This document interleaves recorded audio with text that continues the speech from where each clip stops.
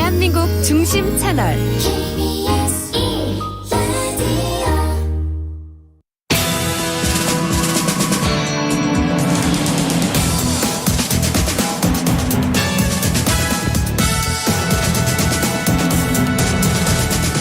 KBS 1라디오 제20대 대통령 선거 개표 방송 2022 우리의 선택 3부. 안녕하십니까. KBS 1라디오 제20대 대통령 선거 개표 방송 2022 우리의 선택 3부 진행을 맡은 시사평론가 김성환입니다. 조금 전 7시 30분 투표가 마무리됐습니다. 투표 종료와 함께 발표된 지상파 방송 3사 출구조사 결과 민주당 이재명 후보가 47.8%, 국민의힘 윤석열 후보가 48.4%로 두 후보는 대선 전 여론조사에 이어 대선 출구조사에서도 오차 범위 내 접전을 벌인 것으로 나타났습니다. 출구조사마저 초박빙으로 나오자 외신들도 당선인을 예측하기 어려운 상황이라고 일제히 보도를 하고 있는데요. 이번 대선 과연 어디서 승패가 갈리게 될까요? 제20대 대통령 선거 개표 방송이 한창 진행되고 있는데요. 지금부터 2시간 동안 실시간 개표 상황과 각 당의 분위기 살펴보고 이번 선거에서 드러난 민심, 대선 결과가 향후 전국에 미칠 파장을 다각도로 전망해보는 시간 갖겠습니다. 오늘도 청취자 여러분과의 소통 창구가 열려 있는데요. 대선 개표 상황과 관련해 의견 있으신 분들 문자 보내주십시오. 참여하실 번호는 샵9730이고요. 짧은 문자는 50원, 긴 문자는 100원의 이용료가 부과됩니다. 콩 게시판을 통해서도 무료로 참여하실 수 있고요. KBS 1라디오 유튜브 채널을 통해서도 실시간으로 참여하실 수 있습니다. 유튜브에서는 실시간 개표율도 확인하실 수 있으니까 많은 시청 부탁드립니다. KBS 1라디오 20대 대통령 선거 개표 방송 2022 우리의 선택 3부 지금 시작하겠습니다.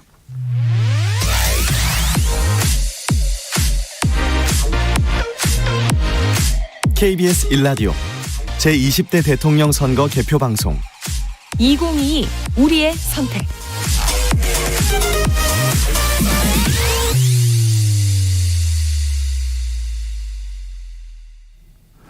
오늘 함께해 주실 패널 소개하겠습니다. 하루의 이슈를 꼼꼼히 정리하는 저희 식구죠. 김민아 시사평론가 나오셨습니다. 안녕하세요. 안녕하세요. 새로운 시각으로 대선 전국을 분석해 주실 분인데요. 이정훈 시사평론가 자리하셨습니다. 안녕하세요. 네, 안녕하세요. 그리고 개표 상황을 면밀히 분석하기 위해 모셨는데요.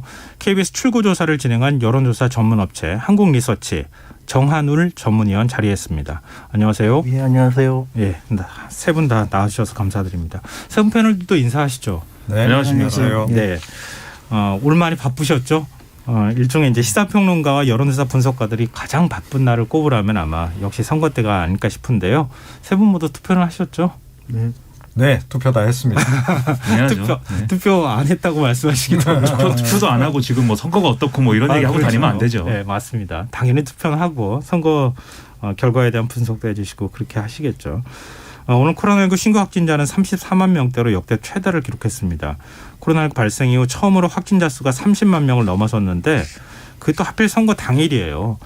이런 변수, 이런 게 좀 변수가 될 수 있었을까? 이종원 평론가께서 먼저 말씀해 주실래요? 이번에 좀 변수가 될 수 있었다라고 생각을 합니다. 그러니까 아무래도 이제 이 확진 판정 받고 나면 뭐 증상은 차이가 좀 많죠. 네. 그래서 증상이 없는 분도 있고 뭐 꽤 좀 심하게 증상이 오는 분도 있고 이제 그런데 증상이 심하게 오시는 분들이 뭐 그동안 방역 당국도 발표를 했다시피 대체로 고령층이 많다는 겁니다. 네, 그러면 이제 고령층 같은 경우에는 아무래도 투표하러 나오기가 좀 부담스러운 거죠. 네. 예, 또 주위에서도 좀 말릴 가능성도 있고. 자, 그렇게 보면 아무래도 이 좀 고령층들이 좀 보수 성향이 강하기 때문에 네. 조금 국민의힘 후보가 좀 불리해 줄 수 있는 그런 환경적인 조건은 조금 있었다. 네. 이렇게 생각을 합니다. 김민아 시사평론가 어떻게 보세요? 저도 이제 이게 뭐 영향이 전혀 없다 이렇게 얘기하기는 뭐 어려운 것 같고요. 네. 특히 이제 말씀하신 대로 고령층의 경우에는 영향을 이제 받는 부분은 분명히 있습니다. 다만 이제 그 영향이 얼마나 될 거냐 이거는 이제 추후에 면밀히 분석을 해봐야 될 텐데요. 네. 일단 확진자들도 어쨌든 투표를 할 수 있는 그런 이제 기회는 보장을 또 해준 것이고, 그리고 뭐 확진이 됐다고 해서 지금 모두가 이제 좀 증상을 이제 심각하게 앓은 것들은 아니기 때문에 이게 뭐 정말 이 선거에 어떤 큰 영향을 미칠 정도의 변수였느냐는 저는 좀 그렇지는 않다고 생각을 하는데, 하지만 그렇다고 해도 뭐 이 영향이 전혀 없다라고 얘기하기 어려운 거죠. 네. 한국리서치 정원을 전문위원께서는 어떻게 보세요? 그러니까 뭐 조금 격차가 있는 선거였다면 뭐 전혀 큰 변수는 아닐 수도 있었는데 지금 출구조사 결과를 보면 뭐 0.6%. 그쵸. 사실은 환산을 하면 뭐 20만 표에서 한 20몇만 표 뭐 이런 지금 격차잖아요. 예.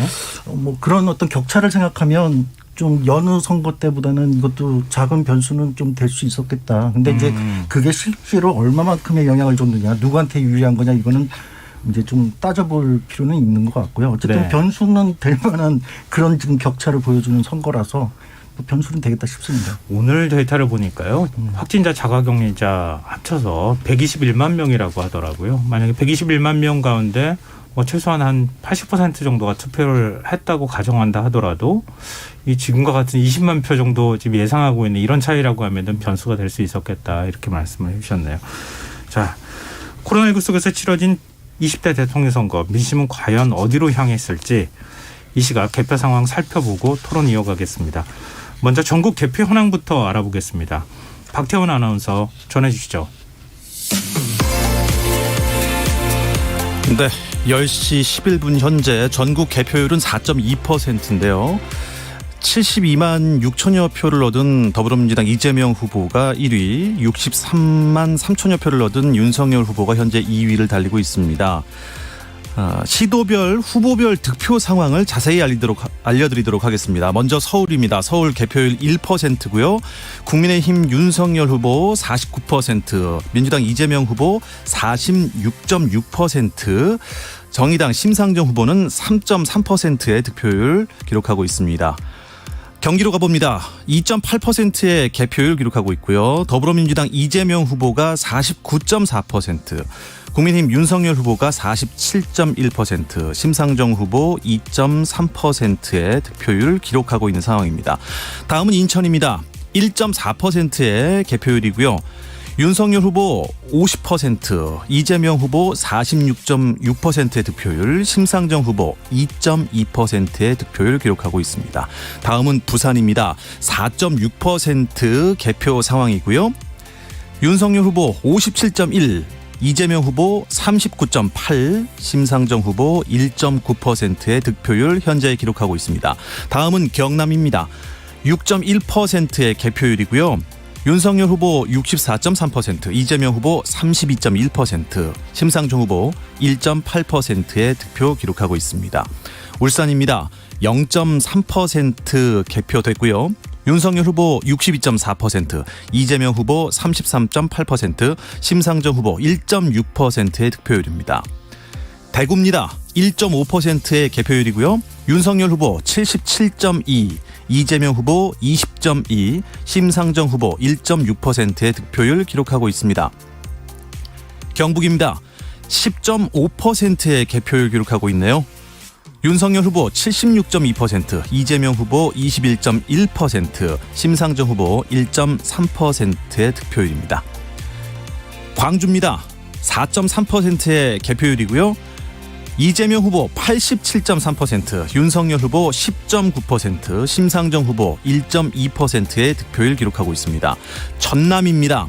17.8% 개표율이고요.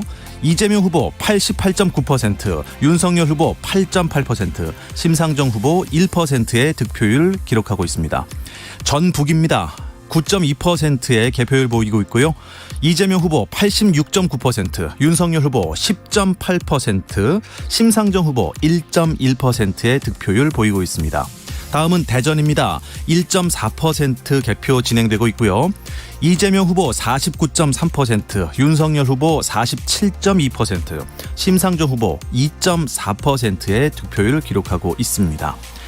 세종시로 가보겠습니다. 0.3%의 개표율이고요. 윤석열 후보 56%, 이재명 후보 40.2%, 심상정 후보 2.8%의 득표율입니다. 충남입니다. 8.8%의 개표율이고요. 윤석열 후보 54.3%, 이재명 후보 42.5%, 심상정 후보 1.9%의 득표율을 기록하고 있습니다. 다음은 충북입니다. 9.7%의 개표 상황이고요. 윤석열 후보 55%, 이재명 후보 41.4%, 심상정 후보 2.1%의 득표율입니다. 강원입니다. 10.4%의 개표율을 보이고 있고요. 윤석열 후보 55.4%, 이재명 후보 41%, 심상정 후보 2%의 득표율입니다. 다음은 제주입니다. 개표율 3.8% 상황이고요. 이재명 후보 54.4%, 윤석열 후보 41.4%, 심상정 후보 2.9%의 득표율을 보이고 있습니다. 지금까지 전국 시도별 후보별 득표 상황 전해드렸습니다. 이어서 서울 시내 주요 개표소에서 현장 분위기를 전해줄 이동 중계차 불러보겠습니다. 정수진 리포터, 지금 어디 계신가요? 네, 저는 제20대 대통령 선거 개표가 진행되고 있는 서울대 체육관에 나와 있습니다. 오후 10시 10분을 기준으로 전국의 개표율은 4.04%, 서울은 0.93%, 그중에 이 개표소가 마련된 서울 관악구의 개표율은 12.95%인데요. 국민의힘 윤석열 후보가 50.44%의 득표율로 더불어민주당 이재명 후보의 44.62%를 앞서고 있습니다. 이 개표가 시작되기 전에는 긴장감이 감돌았던 이곳 분위기도요. 지금은 한결 차분해져서 이 전자 개표기 소리가 더 크게 들리고 있고요. 테이블 위에는 투표용지가 쌓여 있고 개표 사무원들은 그 어느 때보다 진중한 모습으로 개표에 임하고 있습니다. 약 1시간 전까지만 해도 계속해서 이 투표함이 들어오는 모습이었고요. 특히 사전투표함이 들어올 때는 사전투표함 개함 선언을 하고 이상이 없음을 확인한 후에 개함을 했는데 이제 그러면서 개표에 더 속도가 붙었습니다. 한편 코로나 시국인 만큼 이 방역도 철저하게 하면서 개표하고 있는데요. 개표 사무원들은 마스크 쓰고 손에 장갑을 끼고 또 간혹 이 페이스 쉴드까지 착용한 분들도 눈에 띕니다. 그리고 이번에 사전투표를 거치면서 공정한 개표에도 관심이 모아지고 있는데요. 약 50명의 개표 참관인들이 개표 과정을 감시하고 촬영도 하면서 예리하고 꼼꼼하게 지켜보고 있습니다. 개표는 지금까지 순조롭게 진행되고 있는데요. 앞서 음료를 테이블 위에 올려놓은 경우가 있어서 반드시 테이블 밑으로 내려달라는 선거관리위원회 관계자의 당부가 있기도 했습니다. 한편 개표가 늦게 시작이 됐고 또 초접전 대선인 만큼 이 개표 절차가 잘 진행이 된다면 당선인 윤곽은 내일 새벽 2, 3시쯤 나올 것으로 보이는데요. 앞으로도 이 개표 방송에 귀를 기울여 주시면 좋겠습니다. 지금까지 제20대 대통령 선거 개표소가 마련된 관악구 서울대 체육관에서 정수진이었습니다. 계속해서 주요 정당 상황실 연결해서 현재 상황 알아보도록 하겠습니다. 더불어민주당에 나가 있는 김우강 프로듀서. 네, 국회의원회관에 마련된 더불어민주당 개표 상황실에 나와 있습니다. 현재 일부 당직자들이 개표 상황실을 지키며 개표 상황을 지켜보고 있는데요.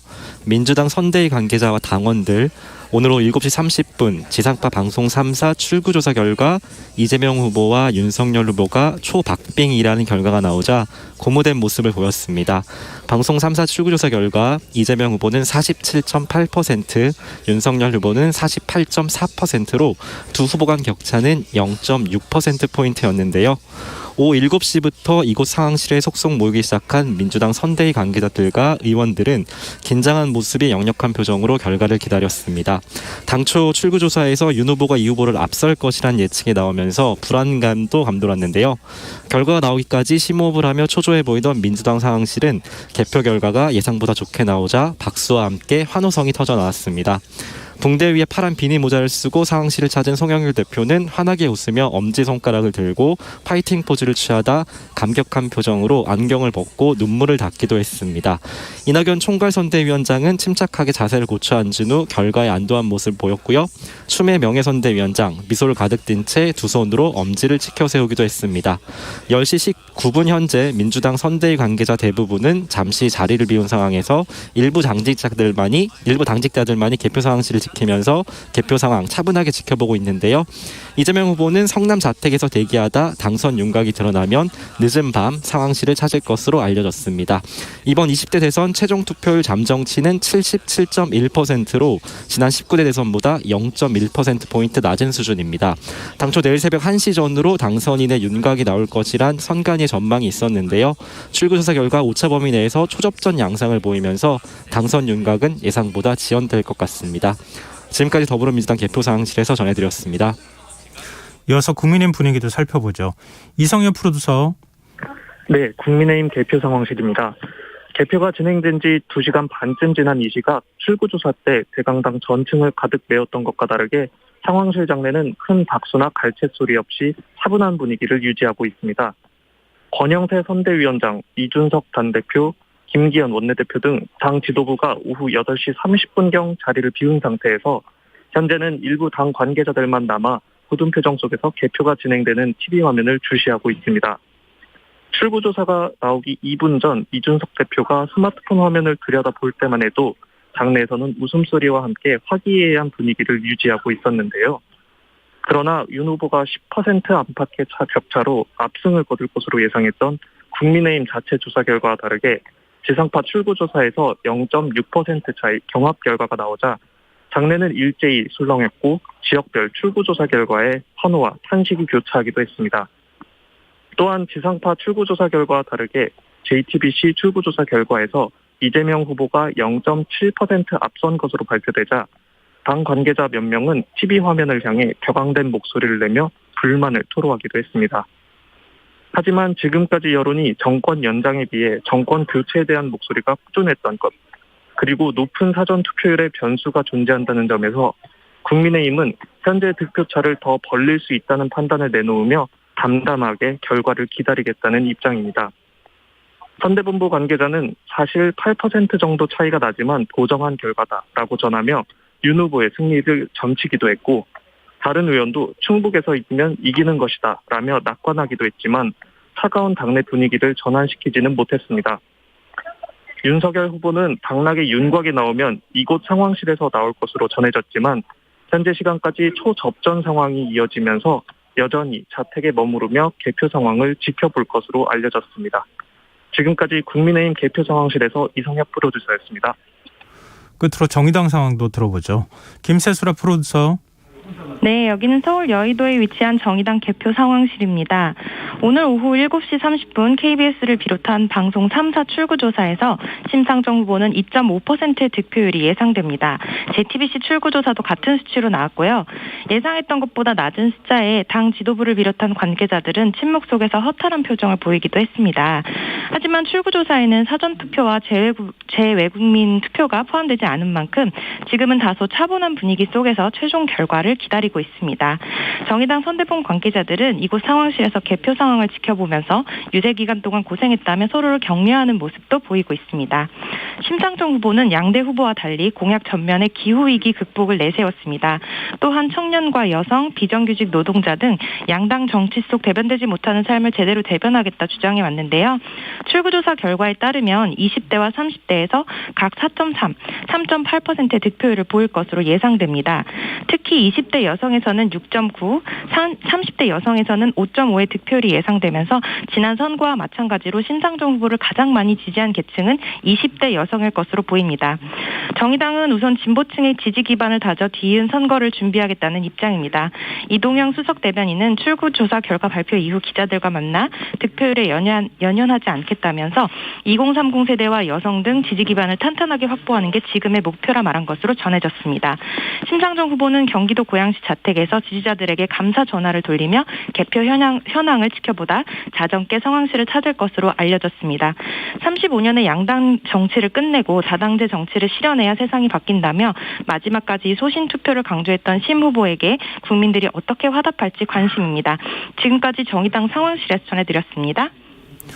제20대 대통령 선거 개표 현황과 정당 분위기 살펴봤는데요. 지금부터는 스튜디오에서 이번 대선의 의미와 민심의 흐름을 살펴보도록 하겠습니다. 김민아 시사평론가, 이종훈 시사평론가, 정한을 한국리서치 전문위원 자리하고 있습니다. 이번 대선이 갖는 의미를 좀 짚어봤으면 좋겠어요. 이번 대선은 이전 대선과 좀 달랐던 점이 굉장히 많았던 것 같다 이렇게 분석이 나오고 있는데요. 김남학 평론가는 어떻게 보셨습니까? 모든 게 달랐죠. 지금 이 출구조사도 네. 이전과는 다릅니다. 그러니까 이전까지는 이제 좀 투표가 끝나고 나면 이제 출구조사가 나오면은 좀 가닥이 잡히겠구나 이렇게 생각을 하면서 네. 출구조사 결과를 기다렸는데 출구조사 결과를 봐도 지금 뭐 누가 당선되는 거냐 알 수가 없어요. 잠을 잘 수가 없습니다. 네.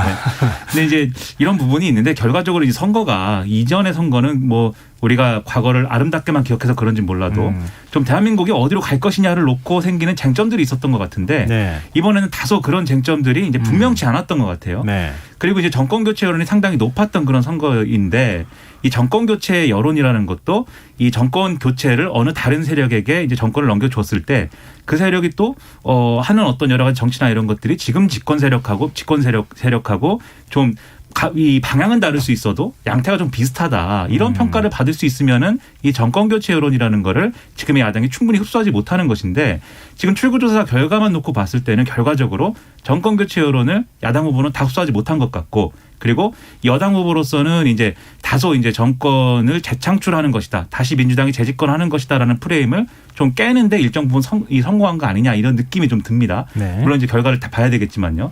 그래서 결국은 이게 뭘 의미하는 거냐. 정파 간 결집에 상당히 기댄 그런 선거 결과가 이제 나올 가능성이 커졌다라고 생각이 되고요. 네. 그리고 또 하나 이제 이 다른 선거와 비교해서 특히 좀 이번에 좀 이 눈에 띄었던 게 이른바 젠더 갈등과 관련된 이런 표심의 이동 이런 것들이 굉장히 눈에 띄었죠. 특히 이제 이준석 대표를 이제 필두로 한 이 보수 정당의 어떤 뭐 언론에서 얘기하는 이단한 마케팅이라는 게 이번에 상당히 이른바 이제 세대 포이론이라든지 이런 걸로 좀 표출이 되지 않겠느냐라고 봤는데 출구조사 결과만 놓고 보면은 그런 효과가 극대화됐다기보다는 오히려 이제 이 20대 여성 표심이 결집하는 이런 흐름이 나타났다는 점에서 결국은 젠더 갈등이나 이런 사회적 갈등을 치유하는 기회가 되지 못하고 오히려 이제 좀 확대하는 기회가 된 그런 대선이 아닌가라는 생각도 좀 들거든요. 그래서 여러모로 이런 점들은 이후에 다시 한번 평가를 해봐야 될 그런 대목들이 아닌가 생각이 됩니다. 여러 숙제를 남긴 대선이 아닌가 그런 생각이 드는데요. 이번 대선은 또 후보자와 그 가족을 둘러싼 각종 의혹, 공방이 굉장히 거세게 벌어졌어요. 이런 부분들 뭐 역대급 비호감이다 이렇게 또 표현하는데 사실 정치가 그만큼 경쟁이 치열해지면 이런 게 자연스럽게 더 많이 좀 공방이 심해질 수밖에 없는 현실은 좀 있기는 한데 네. 이종훈 평론가는 이런 부분에 대해서 어떻게 평가하십니까? 이런 대선 다시는 없었으면 좋겠다. 저는 네네. 혹평을 좀 하고 싶고요. 네. 이게 네거티브에 집중한 이제 그런 측면, 그건 이제 선거 각 캠프들의 이제 책임이기도 한데. 네. 근데 이걸 뒤집어서 우리가 보면, 그러니까 이 주요 후보들이 사실은 좀 준비가 덜 돼 있었던 그런 선거이기도 했다라고 저는 생각을 해요. 네. 그러니까 과거와 같은 빅 이슈를 누구도 던지지 못했다는 거죠. 일단. 그게 결국은 비전과 정책 부분에서 준비가 덜 됐다는 걸 의미하는 거거든요. 자, 이제 그게 약하다 보니, 그러니까 그런 빅 이슈를 중심으로 해서 논란이 벌어지는 게 아니고 자꾸 지역적인 부분들을 파고드는 그런 형태로 이게 전개가 돼버렸다는 거예요. 네. 그 과거 대선 뭐 다 기억하시겠지만 뭐 그러니까 수도 이전 이슈도 있었고 네. 지역 균형 이슈, 뭐 배우나 이슈도 있었고 또 경제 민주화 이슈도 있었고 다 그랬었잖아요. 과거 대선 때. 근데 이번에는 그런 게 없었단 말이에요. 자, 이제 그런 부분들이 이제 굉장히 전 개인적으로 아쉽게 생각하는 그런 대목이고, 그래서 앞으로 이 대선에서는 저는 이게 각 당의 책임이 크다고 봐요. 특히 이제 주요 정당의 책임이 굉장히 크다고 보는데, 네. 이건 경선 이전에 사실은 어느 정도는 좀 걸러져야 될 부분이다라고 좀 봐요. 네네. 그래서 좀 역량 있는 후보들 중심으로 해서 경선이 이루어지고 그 중에서 그야말로 베스트 오브 베스트를 내서 지금 후보를 내보내야 되는데 이번에는 그야말로 뭐 이제 차악을 선택을 해야 하는 그런 식으로 지금 각 당이 지금 몰고 온 그런 측면이 굉장히 강하다라는 거죠. 네. 그래서 그래서 이번에 네거티브 전지 격심했던 것도 보면 결국은 이제 그런 쪽으로 이제 이슈화를 할 자신이 없으니까 상대방 그냥 발목 잡기. 예, 후보 발목 잡기 하다가 안 되니까 이제 그 배우자들까지 이제 뭐 거의 신상털이 하다시피 해서 이런 식으로 이제 가는 그런 식의 굉장히 사실 따지고 보면 굉장히 저급한 선거운동이 좀 이번에 좀 확산된 게 사실은 굉장히 좀 우려스러워요. 앞으로도 또 이럴까 봐. 네. 이 영선 대선 후보다. 그리고 직전 검찰총장에서 바로 그냥 대선 후보로 직행해버리거나 이런 일들이 생기면서 오히려 더 그런 네거티브가 극심한 현상들이 나타난 거 아닌가 싶은데요. 정한을 전문위원께는 제가 이거 여쭤보고 싶어요. 굉장히 많은 의혹이 제기됐잖아요. 녹취록 대선이란 말이 나올 정도로 선거 막판까지 상대를 향해서 의혹 제기가 있었는데 제일 영향을 여론에 많이 미친 건 어떤 거라고 보세요? 뭐 여론 조사상으로 나타난 걸 보면 사실은 이제 네거티브가 이제 양쪽 공방이 그렇죠. 있었지만 예. 사실은 그 피해의 크기로 본다고 보면 사실은 이재명 후보 쪽이 좀 더 타격을 받은 것으로 나타나고요. 네. 그래서 뭐 여러 가지 쟁점이 됐던 뭐 대장동 이슈라든지 형수 욕설 그리고 뭐 김건희 씨의 뭐 이제 그 무속 논란이라든가 도이치모터스 뭐 이런 주가 것들 쭉 사건이나 해서 네. 나열을 해보면 좀 가장 유권자들이 이번 선거 투표할 때 영향받았다고 대답하는 건 역시 대장동 이슈 이게 좀 굉장히 컸고요. 네. 그리고 이제 뭐 김혜경 씨의 이제 그 법카 논란이라든지 이거하고 이제 그 김건희 씨의 그 뭐죠? 기억이 안 나는데. 뭐 어떤 그 무속 논란. 무속 말고요. 네, 주가 조작 논란. 네. 그러니까 이런 것들이 이제 좀 비슷하게 영향을 미치고 오히려 사실은 무속 논란은 사람들이 이렇게 별로 영향을 받지 않았다. 네네. 그러니까 뭐 선거 전략상으로 본다면 사실 민주당이 그쪽에 굉장히 많이 집중을 했었잖아요. 네, 무속 논란. 그렇죠. 근데 네. 사실은 유권자들한테는 이제 큰 영향을 미쳤던 건 아니고 오히려 김건희 씨랑 이제 대장동 그래서 네거티브 자체로만 놓고 보면 이재명 후보 쪽이 이제 불리한 타격이 거였고. 조금 더 컸다. 그러니까 오히려 사실은 이재명 후보와 이제 윤석열 후보에서 이제 이재명 후보가 갖는 강점은 여론에서 나타나는 강점은 어떤 국정 능력. 그러니까 이런 데서는 확연히 이제 윤석열 후보보다 이재명 후보가 낫다. 이거는 이제 상당히 이제 뭐 광범위한 중도층도 인정하는. 그래서 민주당 입장에서는 이제 사실은 그렇게 네거티브 전에 집중하기보다는 이제 그런 어떤 역량이라든지 혹은 이제 그런 어떤 말씀하셨던 것처럼 그런 어떤 비전이나 이런 네. 쪽으로 이제 선거 운동을 끌고 가는 게 득표에 이제 더 도움이 됐을 거라고 생각을 하는데, 근데 실제 선거 운동 과정에서는 정말 이제 혼탁한 이제 공방이 되면서, 그러니까 좀 중도층에서 어느 한쪽으로 완전히 쏠리지 못한 결과가, 그러니까 이런 어떤 네거티브 공방의 결과가 아닐까 좀 그런 생각을 해보게 됩니다. 네. 이 사전 투표율이 높아서 전체 투표율이 얼마나 될 것인가 이것도 굉장히 큰 관심사였거든요. 거기에 따라서 각 당 유불리가 갈리는 현상이 나타나지 않겠느냐 이런 관측이 많았는데 전체 투표율이 80% 돌파할 거라고 하는 전망이 많았는데 결국은 잠정 투표율을 보니까 77.1%가 나왔어요. 사전 투표율은 역대 최고치를 기록했거든요. 39%가 넘어섰으니까요. 이 두 분 평론가께서는 이 정도 투표율 이거보다 조금 더 많이 나올 거라고 혹시 예측 안 하셨어요? 저는 지난 대선 때보다는 조금 못 미칠 것이다라고 좀 생각을 했습니다. 왜냐하면 네. 지난 대선 자체가 뭐 촛불혁명 직후에 있었던 그런 대선이기 때문에 국민적 관심이 굉장히 고조됐던 시기였다라고 보고요. 네. 그게 사실은 조금 이례적이었다. 최근에 이제 전반적으로 이런 대선을 비롯한 모든 선거에서 투표율이 점차 하락하는 그런 그 추세 속에서 네. 좀 유별하게 지난 이제 대선 때는 그렇게 이제 치고 올라왔던 그런 측면들이 좀 이제 있었던 거고요. 이제 그럼에도 불구하고 이번 같은 경우에는 좀 의외로 비호감이라고 하는 부분이 좀 오히려 표심을 좀 자극한 측면이 상당히 있는 것 같아요. 비호감이 표심을 자극해요. 이게 이제 참 그 묘한 역작용인데. 네. 그러니까 내가 좋아하는 후보를 선택하기 위해서 투표장에 나가는 게 아니고 내가 싫어하는 후보를 떨어뜨리기 위해서 투표장에 나가는 그런 묘한 선거가 돼버렸다는 거예요. 그리고 네. 뭐 이 주요 양당이 사실은 그걸 상당히 좀 조장한 측면도 있고 그렇게 이제 자꾸 불을 지른 거죠. 그죠? 그래서 이제 투표장에 저는 오늘 수치는 제가 예상했던 수치보다 사실은 조금 높습니다. 저는 한 75, 6% 정도? 그 정도 예상했었는데 그거보다는 더 좀 높게 나온 그런 결과고요.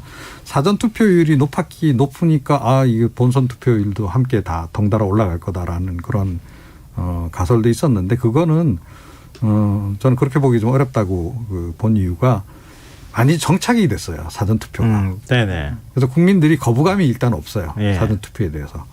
그것도 굉장히 편리하잖아요. 아무 데서나 가서. 그리고 그렇죠. 여행 중에도 잠깐 들려서 투표하면 되고 이런 이제 편리함 때문에 점점 이용객이 늘어나고 있다. 간단하게 얘기해서. 그래서 저는 상당한 분산 효과가 있을 것으로 봤고 실제로도 그렇게 좀 된 게 아닌가 이렇게 생각을 합니다. 네. 김민하 평론가 기자는 어떻게 보시는지 궁금하긴 한데요. 이 얘기하고 같이 좀 얘기해 주셨으면 좋겠어요. 이 투표율이 높으면 젊은 층이 상대적으로 선거에 더 많이 참여했다. 이렇게 또 평가할 수 있지 않겠습니까? 그러면 또 자연스럽게 진보 진영에 유리한 거 아니냐. 이런 이제 분석이 있었는데 전체 투표율 예상하고 이 내용까지 같이 해서 좀 말씀해 주시죠.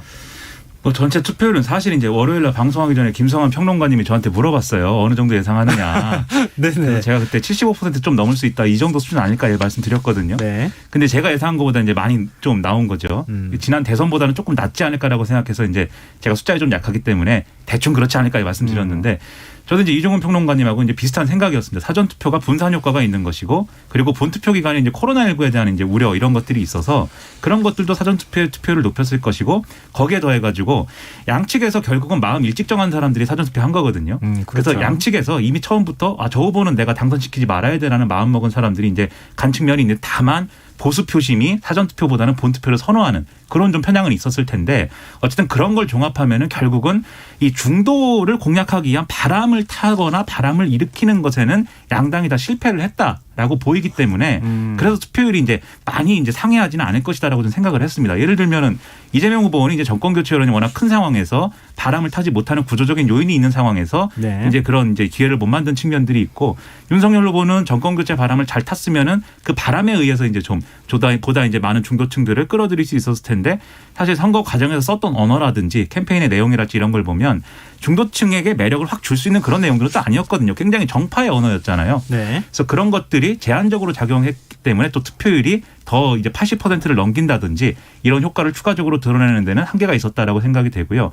그다음에 이제 진보 이 젊은 세대가 진보냐 이거에 대해서는 사실 이제 진보 정당의 위상이 과거와는 이제 다른 측면도 있고 특히 문재인 정권 거치면서 민주당의 어떤 옵션 같은 그런 정치 세력이다라는 인식이 커져 있는 상태인데다가 그리고 특히 이번 선거에서는 진보냐 뭐 보수냐 이런 구도보다는 앞서 말씀드린 젠더 구도가 훨씬 더 컸던 이 투표거든요. 제 주변에도 이제 뭐 나름 자기가 진보라고 하는 이 유권자층들이 있는데 이번에 과거 같으면은 진보 정당 지지했을 여성 이 유권자들이 제 주변에 있는 사람들만 해도 상당히 이재명 후보에게 이번에 정말 이 이준석 대표하고 윤석열 후보가 이 여성가족부 폐지나 이런 것들을 내세우는 게 너무 우려가 돼서 네. 이재명 후보 지지로 돌아섰다 이런 얘기를 많이 했었거든요.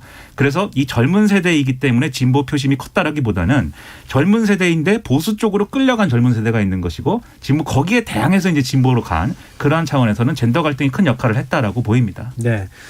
오늘 전문위원께는 지금 이제 출구조사를 그 누구보다 잘 알고 계시잖아요. 지상파 방송 3사 출구조사 그 과정들을 다 알고 계실 테니까 출구조사 결과를 한번 좀 짚어주시면서 지금 뭐 개표가 지금 얼마 진행되지 않은 상황이기 때문에 개표 결과하고 직접 비교할 수는 없겠지만 어떤 의미가 담겨 있는지 설명을 좀 해주시면 좋겠어요. 근데 뭐 출구조사는 출구조사 팀에 들어가서 봐야 이제 정확한 정보들도 알고 사실은 이제 보안 문제 때문에 네. 그러니까 가령 뭐 그 예측실에 들어가는 팀은 핸드폰도 뺏기고. 그래요. 네. 그래서 저게 연락이 안 되거든요. 그래서 뭐 저도 오늘 뭐 방송 때문에 나와 있고 그래서 사실은 그 진행 과정에 대해서는 알지 못하고 방송 통해서 저도 이제 그 정보들을 처음 봤고요. 근데 이제 조사 결과 이제 출구조사 결과를 보면 네. 선거 여론조사 공표 금지 기간 직전에 했던 조사들하고 이제 좀 차이나는 대목들, 좀 네. 예상했던 대목들과 차이나는 대목들을 좀 짚어보자면 세대 투표에서는 사실은 대부분 이제 30대 이상에서는 거의 그 이전에 보여줬던 그 선거 결과들과 일치된 결과들을 보여줬고요. 네. 다만 이제 굉장히 좀 놀랐던 건 20대 결과.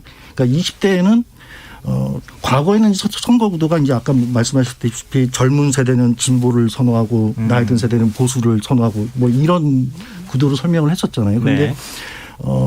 이번 정부 들어오면서부터 20대, 60대가 이제 좀 보수 선호 지지율이 높고 네. 40대, 50대가 이제 진보 지지율이 높고. 그러니까 사실은 요번에 이제 세대에서의 캐스팅 보트는 사실은 30대였거든요. 30대는 시기별로 쭉 보면 오차 범위 내에서 계속 일리가 바뀌는 결과였고 네네. 나머지 세대는 거의 이제 좀 우위가 이제 정해졌던 건데, 그러니까 아까 말씀드렸던 것처럼 30대는 반반 나오니까 예상대로 나왔던 거고, 나머지 세대들은 그대로 나왔는데 20대가 사실은 윤석열 후보가 상당히 안정적으로 좀 우위를 보여줬던 세대인데 딱 절반 나왔죠.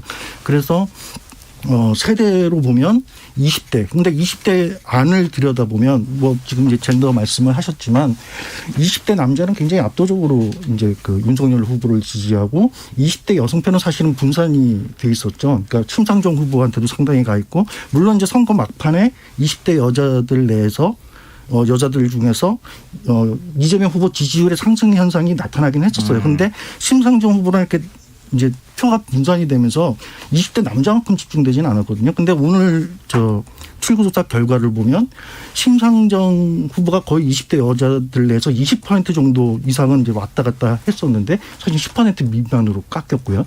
그 표들이 대부분 이제 이재명 후보 지지로 결집을 하면서 네. 20대 남자와 20대 여자의 이제 양 후보 이제 지지 비율이 완전 이제 정반대의 모습. 그러니까 20대를 합하면 20대 남자가 이제 표가 집중이 되면서 윤 후보가 유리한 구도였는데 네. 20대 여자들 내에서 심상정 후보한테 가던 표가 이재명 후보한테 오고, 그리고 또 하나 짚어야 되는 건 20대 남자들도 사실은 굉장히 압도적으로 윤석열 후보 지지율이 나왔었거든요. 근데 오늘 개표 출구조사 결과를 보면 네. 사실은 60%가 안 나왔어요. 저번 4.7 재보궐선거 때 물론 이제 서울이긴 하지만 20대 남자에서 75%가 오세훈 후보를 지지했었잖아요. 그런데 네. 지금 오늘 출구조사 결과를 보면 20대 남자에서 윤석열 후보 지지율이 60%가 안 나왔거든요. 50대 후반. 그러니까 20대 남자에서도 윤석열 후보 결집도가 떨어지고, 그리고 20대 여자에서는 심상정 후보와 분산되던 표가 이재명 후보로 결집되면서 거의 이제 30대와 같은 이제 이런 분포가 나타났다는 점. 이게 네. 제일 큰 특징이었던 것 같아요. 이른바 이제 여론조사 깜깜이 기간 들어가기 전에 이루어졌던 여론조사 패턴하고 지금 출구조사 결과하고 비교를 해보니까 좀 특이한 점들이 나타난다. 특히 2030 세대의 어떤 표심 변화가 굉장히 두드러졌다. 네. 이런 점들을 말씀을 해 주셨네요. 굉장히 좀 의미 있어 보이는데요. 저희가 좀 다시 그 부분은 좀 분석을 좀 더 깊이 있게 해보도록 하고요. 세 분과는 일단 다시 한번 이 부분에 대해서 얘기 나누도록 하겠습니다. 지금 여러분께서는 KBS 라디오 제20대 대통령 선거 개표 방송 2022 우리의 선택 3부를 듣고 계십니다.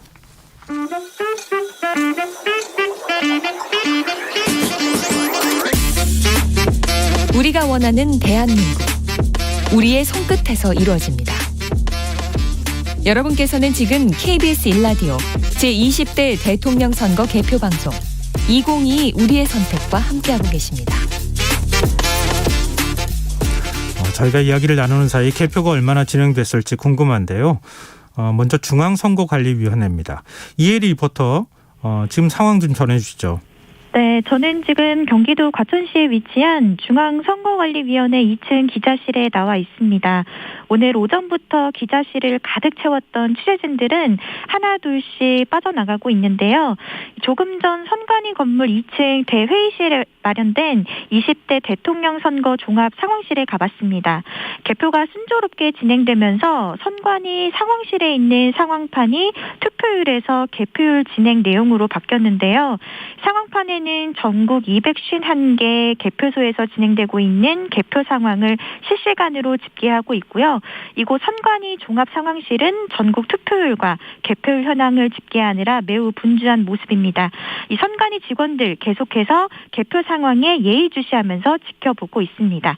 이 중앙선관위에 따르면 오늘 오후 8시 11분부터 경상북도를 시작으로 각 지역별로 개표를 진행하고 있습니다. 지금 이 시각 개표율은 9.53%를 넘기고 있는데요. 빠르게 변하고 있습니다. 지역 중에서는 전라남도가 가장 빠른 속도로 개표를 진행하고 있고요. 세종특별자치시가 가장 늦은 속도로 개표를 하고 있습니다. 이 중앙선관위에 따르면 내일 오전에 정확한 개표 결과가 나올 전망으로 내다봤습니다. 그리고 제20대 대선 최종 투표율이 77.1%로 잠정 집계됐습니다. 지난 19대 대선 최종 투표율인 투표율은 77.2%보다 0.1%포인트 낮은 수치인데요.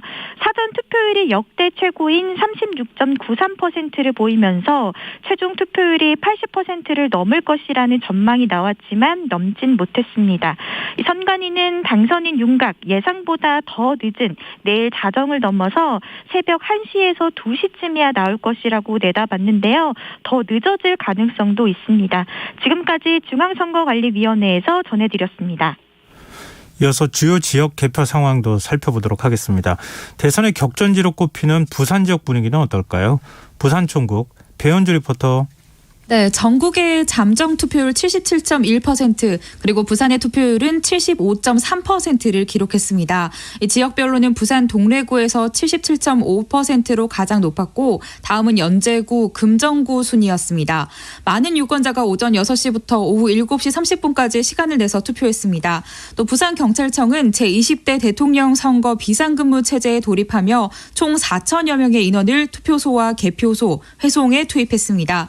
특히 투표함을 회송할 때 무장 경찰관 1,800여 명을 투입해서 선관위와 합송 회송 경비를 진행했습니다. 그리고 개표소에는 총 480명의 인력을 배치했고 관할 경찰서장이 직접 현장을 지휘하고 있습니다. 지금 전국에서는 개표가 한창입니다. 부산도 바쁘게 움직이고 있는데요. 16개 개표소 중 한 곳인 이 부산 남구 부경대학교 개표소에 다녀왔습니다. 현장 상황을 담아왔는데요. 들어보시죠. 네, 저는 지금 부산 남구 부경대학교 체육관 개표소에 나와 있습니다. 이곳으로 들어오기 전에는 발열 체크를 해야 했고요. 발열 체크가 끝난 후에 신분을 확인하고 이곳으로 들어올 수 있었습니다.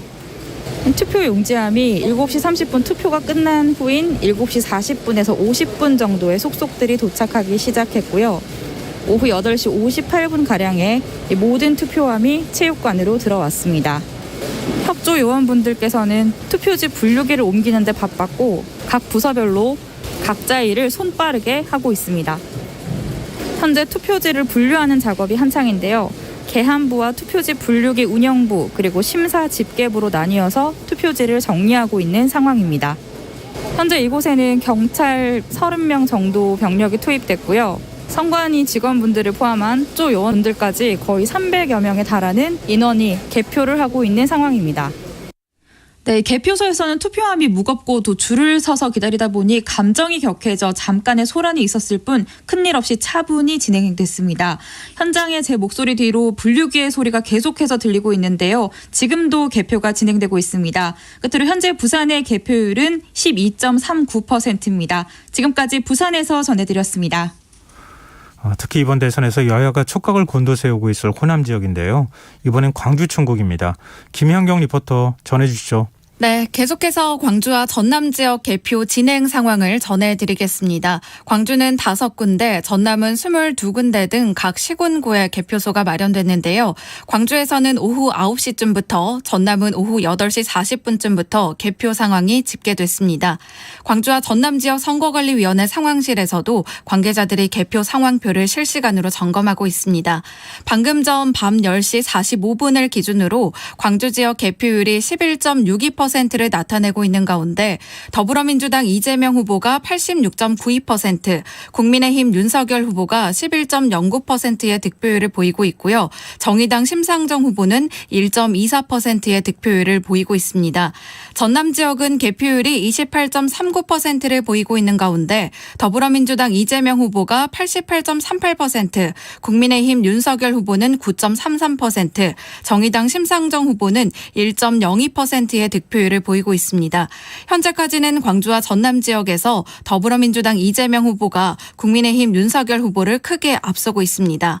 참고로 오늘 광주 지역은 투표율이 81.5%로 전국에서 가장 높았고 전남도 81.1%로 전국에서 두 번째로 높은 투표율을 기록했습니다.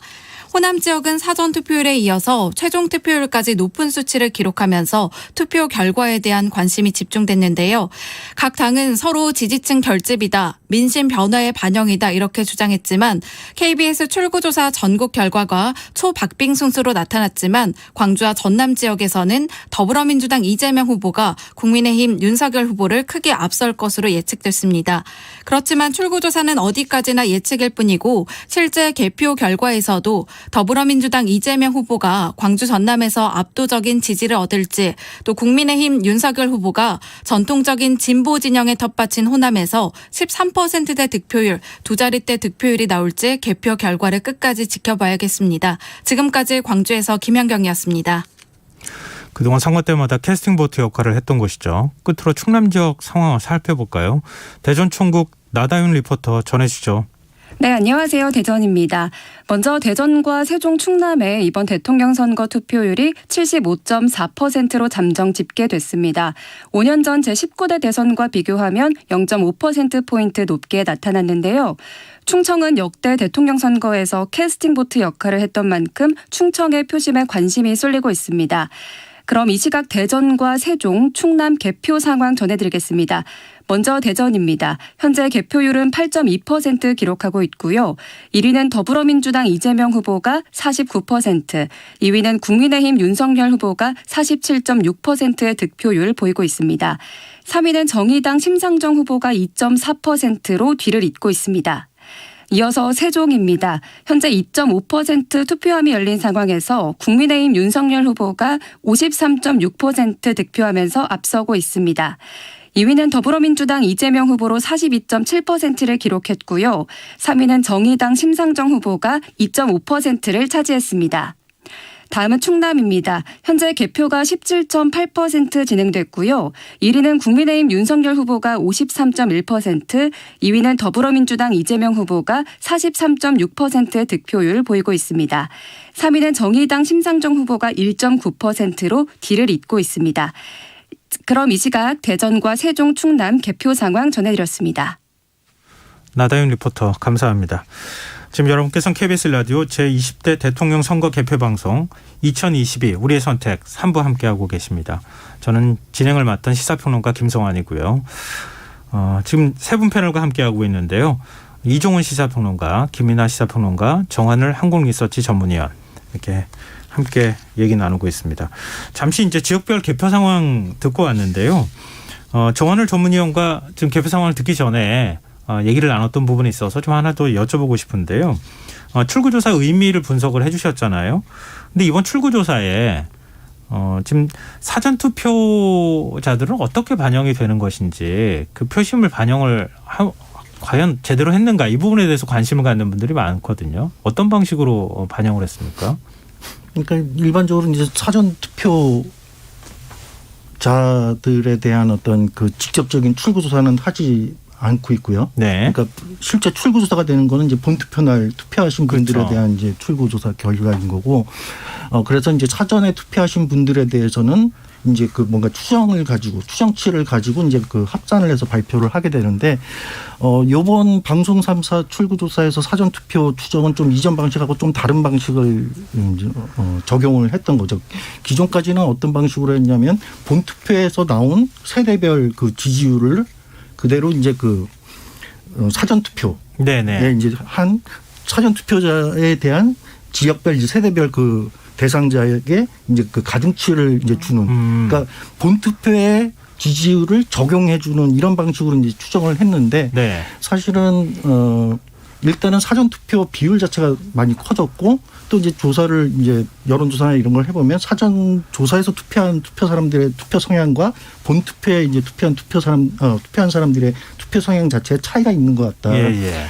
이런 판단을 일단은 하게 됐고요. 그래서 저번 4.7 재보궐선거 때 시범 삼아서 이제 그 사전에 이제 사전 투표가 끝난 다음에 대규모 이제 전화 여론 조사를 해서 사전 투표자들의 이제 투표 성향을 별도로 조사를 했었고 그 결과를 이제 실제 이제 그 사전 투표자들 그 비율에 맞게 이제 적용하는.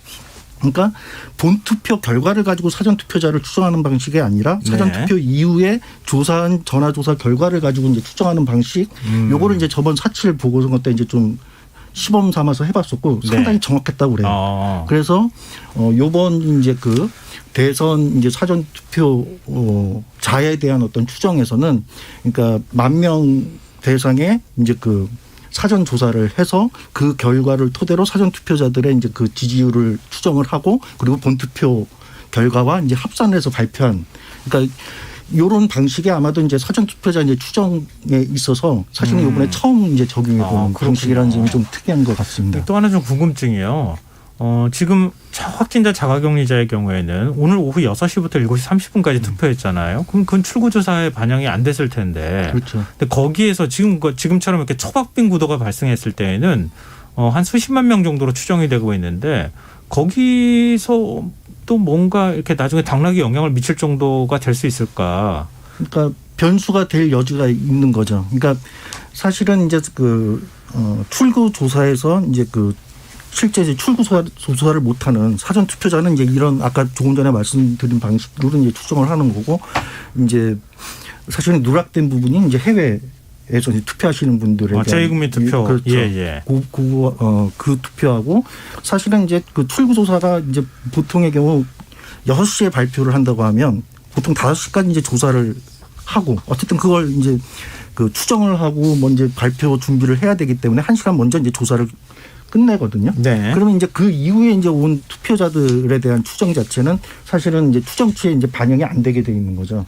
그런데 이번에는 확진자 투표 시간이 6시부터 7시 반까지였기 때문에 네. 출구조사는 6시까지 이제 좀 늘렸고요. 예. 대신 6시부터 7시 반까지 그 확진자 분들의 투표에 대한 출구조사는 하지 못한 거죠.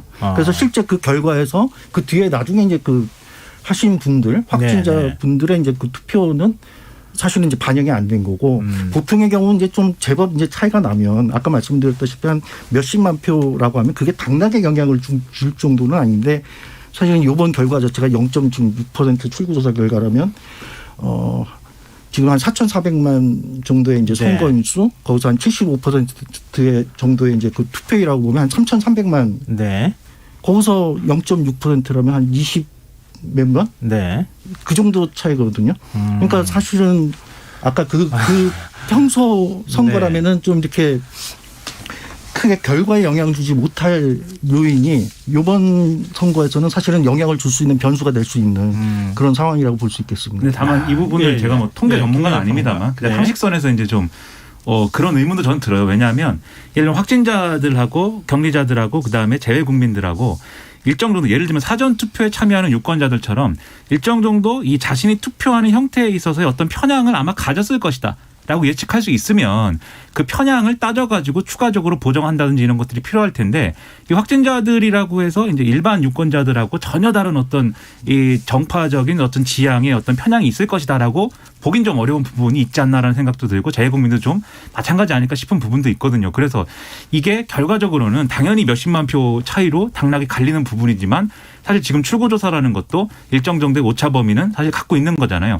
그 오차 범위를 벗어날 정도의 어떤 이 큰 영향일까? 그건 이제 상식선에서는 저는 좀 의문이 좀 있습니다. 그러니까 뭐 말씀하신 부분이 타당한 측면이 있다고 생각이 들고요. 그런데 이제 다만 그게 또 없다고 장담도 못하는 건 뭐냐면 아까 말씀하셨던 것처럼 가령 그 확진자 분들 중에 보수 성향이 강한 고연령층이 투표에 불참을 했다.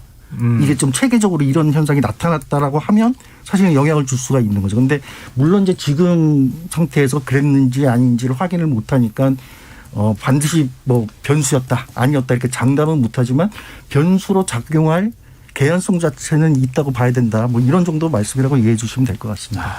이게 참 출구조사 결과 발표할 때까지 굉장히 고민을 거듭하지 않았을까 이런 생각이 좀 드네요. 근데 두 분 평론가께는 이걸 좀 여쭤보고 싶어요. 지금 재외국민 투표에서 말씀도 해주셨지만 재외국민 투표를 한 상황에서 야권 단일화가 이루어졌어요. 이 야권 단일화는 이번에 어느 정도 표심에 영향을 줬을까? 이종훈 평론가께서 한번 말씀을 먼저 해주시면 어떨까요? 예. 그러니까 출구조사 결과만을 놓고 본다면 그러니까 순풍과 역풍이 반반씩 불었다 이렇게 볼 수밖에 없죠. 네. 그러니까 표가 안철수 후보를 지지했던 표가 두 후보에게로 공평하게 이렇게 나뉘어진. 그렇게 지금 추정을 해볼 수밖에 없어요. 그런데 저는 이제 어떻게 추정을 했었냐면 그래도 안철수 후보는 계속 정권 교체를 이제 이번 대선 기간 내내 강조를 해왔고 또 안철수 후보를 끝까지 지지한 7 내지 10%의 사람들 대부분도 거기 동의를 했기 때문에 지지를 하고 있었을 것이다. 네. 그렇게 보면 그분들 상당수는 어찌됐건 뭐 윤석열 후보가 설령 안철수 후보보다 마음에 안 들더라도 정권 교체의 당위성 때문에라도 윤석열 후보 쪽으로 옮겨가지 않겠는가. 적어도 절반 이상 갈 것이다라고 저는 이제 추정을 했던 건데요. 네. 그 제 추정하고는 조금 이제 약간 거리가 있는 거죠. 그리고 이제 뭐 나머지 절반은 그럼 어떻게 되느냐 하는 건데 그 중에 뭐 한 절반 정도는 그냥 아예 투표를 하지 않거나 이제 그런 층으로 이제 넘어갈 가능성이 높고 그 중에 일부 뭐 제가 봤을 때 많이 쳐야 한 3분의 1 정도 그 정도가 뭐 이재명 후보 쪽으로 넘어가더라도 넘어갔지 않았을까 이렇게 생각을 했는데 그 부분에서는 지금 제 생각하고 좀 약간 격차가 있는 그런 상황입니다. 그러니까 크게 두 부분으로 얘기할 수 있을 것 같아요. 원래 안철수 후보 지지율로 나타났던 그 지지층이 과연 어느 정도 옮겨갔을까. 만약에 반분됐다고 하면 반발하는 심리도 상당히 많았다. 이렇게 해석이 가능할 것 같고 또 하나의 어떤 측면은 안철수 후보 지지를 표명하지 않았던 숨어있는 표심이나 아니면 부동층 이 마음이 오히려 반발해가지고 대거 투표장으로 나가거나 오히려 더 이재명 후보 쪽으로 쏠렸을 가능성 이것도 생각해 볼 수 있지 않겠습니까?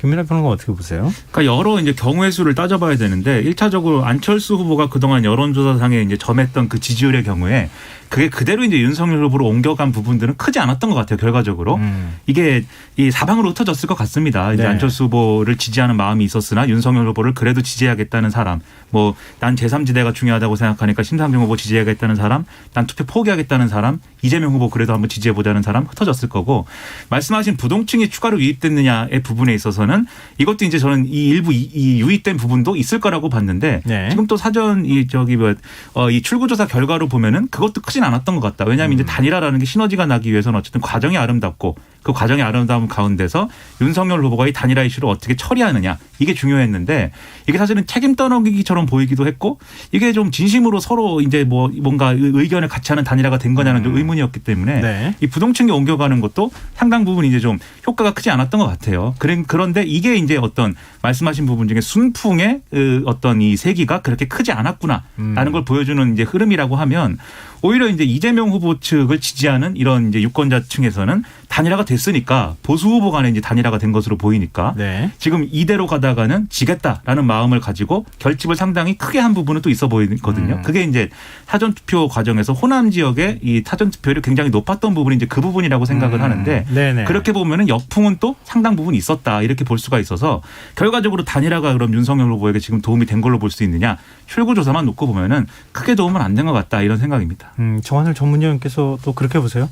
그러니까 조금 조사 결과로 좀 말씀을 드리자면 이제 사전에 이제 그 기존에 지지하는 후보 다음으로 지지하는 후보가 누구냐, 그러니까 2순위 이런 걸 물어보면 안철수 후보를 지지했던 사람들의 한 40% 정도가 윤석열 그리고 한 20% 정도가 이재명. 그래서 사실은 안철수 후보가 이제 그 사퇴를 하고 단일화를 했을 때 어쨌든 표로만 놓고 보면 그게 얼마가 됐든 윤석열 후보가 유리할 거라는 게 이제 전반적인 예측이었던 것 같아요. 근데 이제 다만 생각했던 건 안철수 후보의 지지율이 그렇게 큰 편은 아니었잖아요. 뭐 8에서 10%. 10%라고 잡았을 때 20%포인트의 격차라면 전체로만 2% 상승시키는 요인이거든요. 이건 여론조사를 보면 사실은 오차 범위 내에서 제대로 잡히는 것도 아니죠. 근데 어쨌든 그 표의 성향으로 봤을 때 이제 분산된다고 하면 아무래도 윤석열 후보한테 더 갈 거다라는 게 이제 그 자연스러운 예측이었는데 사실은 이번 결과를 보면 그렇지는 않았던 것 같다. 이제 이렇게 좀 추정을 해볼 수 있는데 그럼 그게 누굴까? 왜 그럴까 생각을 해보면 안철수 후보의 지지층 중에 사실은 이재명 후보, 윤석열 후보 둘 다 좀 싫어했던 특히 젊은 여성층이 일부 포션이 있었다고 생각하거든요. 근데 2층이 이제 일부는 이제 심상정 후보로 이제 가고 이런 걸로 예상을 했었는데 이 표들이 상당 부분 이재명 후보 쪽으로 좀 오면서 좀 대등한 그러니까 표의 분산이 있었을 것 같다 생각이 들고 그래서 표의 득실로만 놓고 보면 애초에 예상했던 것처럼 윤석열 후보가 일방적으로 득을 보는 구조는 아니었던 것 같다 생각을 할 수가 있고 근데 다만 선거 전략이나 뭐 이런 걸로 놓고 보면 이재명 후보한테도 사실은 악영향이 있었다고 생각이 들어요. 그러니까 사실은 그 단일화 이제 그 발표를 했던 시점을 보면 윤석열 후보가 상당히 좀 안정적으로 이렇게 아주 큰 격차는 아니더라도 우위를 보이고 선거 막바지에 이제 이재명 후보가 이제 그 쫓아가는 과정이었는데 그 쫓아갔던 하나의 이제 그 돌파구가 사실은 이제 통합론, 통합정부 이런 걸 제시를 하면서 이제 어떻게 보면 TV 톤에 이런 데서 윤석열 대 비윤 연합구도 같이 되는 그러면서 사실은 통합정부 얘기를 하면서 약간 그 뒤지던 그 구도를 뭔가 반전시키는 어떤 그런 그 계기였다고 생각을 하거든요. 그런데 바로 그 시점에 이제 그 통합 정치의 어떤 대상이나 혹은 이제 그 파트너라고 생각했던 안철수 후보가 쑥 정권 심판론에 힘을 몰아주면서 넘어갔기 때문에 그런 어떤 선거 전략 차원에서 사실은 이재명 후보는 구도상의 어떤 역전을 노리는 어떤 승부수였다고 보여지는데 그거를 사실 그 어떤 그 승부수를 좀 와해시키는 그걸 깨기 위해서 야권 단일화를 그런 더욱 할 효과로 수밖에 본다면 없었을 사실은 것이다. 단일화가 꼭 지금 이제 이재명 후보한테 긍정적인 역할만 했다 이렇게 보기는 힘들지 않을까 싶습니다. 그 양면성을 지금 다 설명을 해주셨어요. 근데 지금 이제 아까 김민하 평론가 말씀 중에 잠깐 언급이 됐었는데 호남 지역 원래 이제 국민의힘 쪽에서는 30% 득표를 목표로 한다 이렇게 얘기를 했었잖아요. 근데 지금 출구조사를 보니까 10%대 초반 정도밖에 윤석열 후보가 득표를 하지 못할 것으로 보이고요. 또 TK 민주당 대선 후보로 최초로 지금 TK가 고향인 대선 후보가 나왔는데 이재명 후보는 한 24% 정도를 얻을 것으로 이렇게 출구조사에서 나왔거든요. 결과가. 이게 그대로 유지될 거라고 보십니까? 또 이 숫자가 어떤 걸 의미한다고 보시는지 이종훈 평론가께서 말씀해 주시면 어떨까요? 네. 그러니까 뭐 PK 그러니까 부산 경남 지역에서는 또 이재명 후보가 더 많이 득표를 했죠. 비율상 지금 이제 그 출구조사 결과를 보게 되면 다른 거로 나오고 있고 TK에서조차 이제 뭐 한 24% 이렇게 나오고 지난 대선은 문재인 대통령이 21% 정도 득표를 했으니까요. 그래서 지금 이 지역 구도가 어찌됐건 영남권에서는 많이 지금 와해되고 있다. 그게 이제 확연히 수치로도 지금 확인이 되는 이제 그런 것 같고요. 이제 반면에 이제 윤석열 후보 같은 경우에는 뭐 이제 기존에 비해서는 조금 더 이제 얻을 것으로 지금 보이지 않습니까? 아직 미미하지만 출구조사 결과는 현재 그런데 그럼에도 불구하고 이걸 과연 유의미한 정도의 어떤 그 변화로 볼 수 있겠는가? 그런 점에서 보면 호남에서의 그 지역 정서는 기본적으로 아직까지 변하고 있지 않다. 이것 이번에 다시 한번 확인이 좀 된 게 아닌가 이렇게 생각을 합니다. 네. 근데 사실 호남이 결집됐던 게 2월 7일이었었나요? 이제 중앙일보하고 인터뷰에서 윤석열 후보가 적폐 청산 발언을 하면서 정치 보복 프레임이 만들어졌다는 게 아마 하나의 원인으로 꼽을 수 있지 않을까 이런 생각도 좀 들거든요. 근데 김민하 평론가도 이제 그게 상당히 좀 뭔가 분위기를 바꾸는데 큰 변수로 작용했다고 보세요?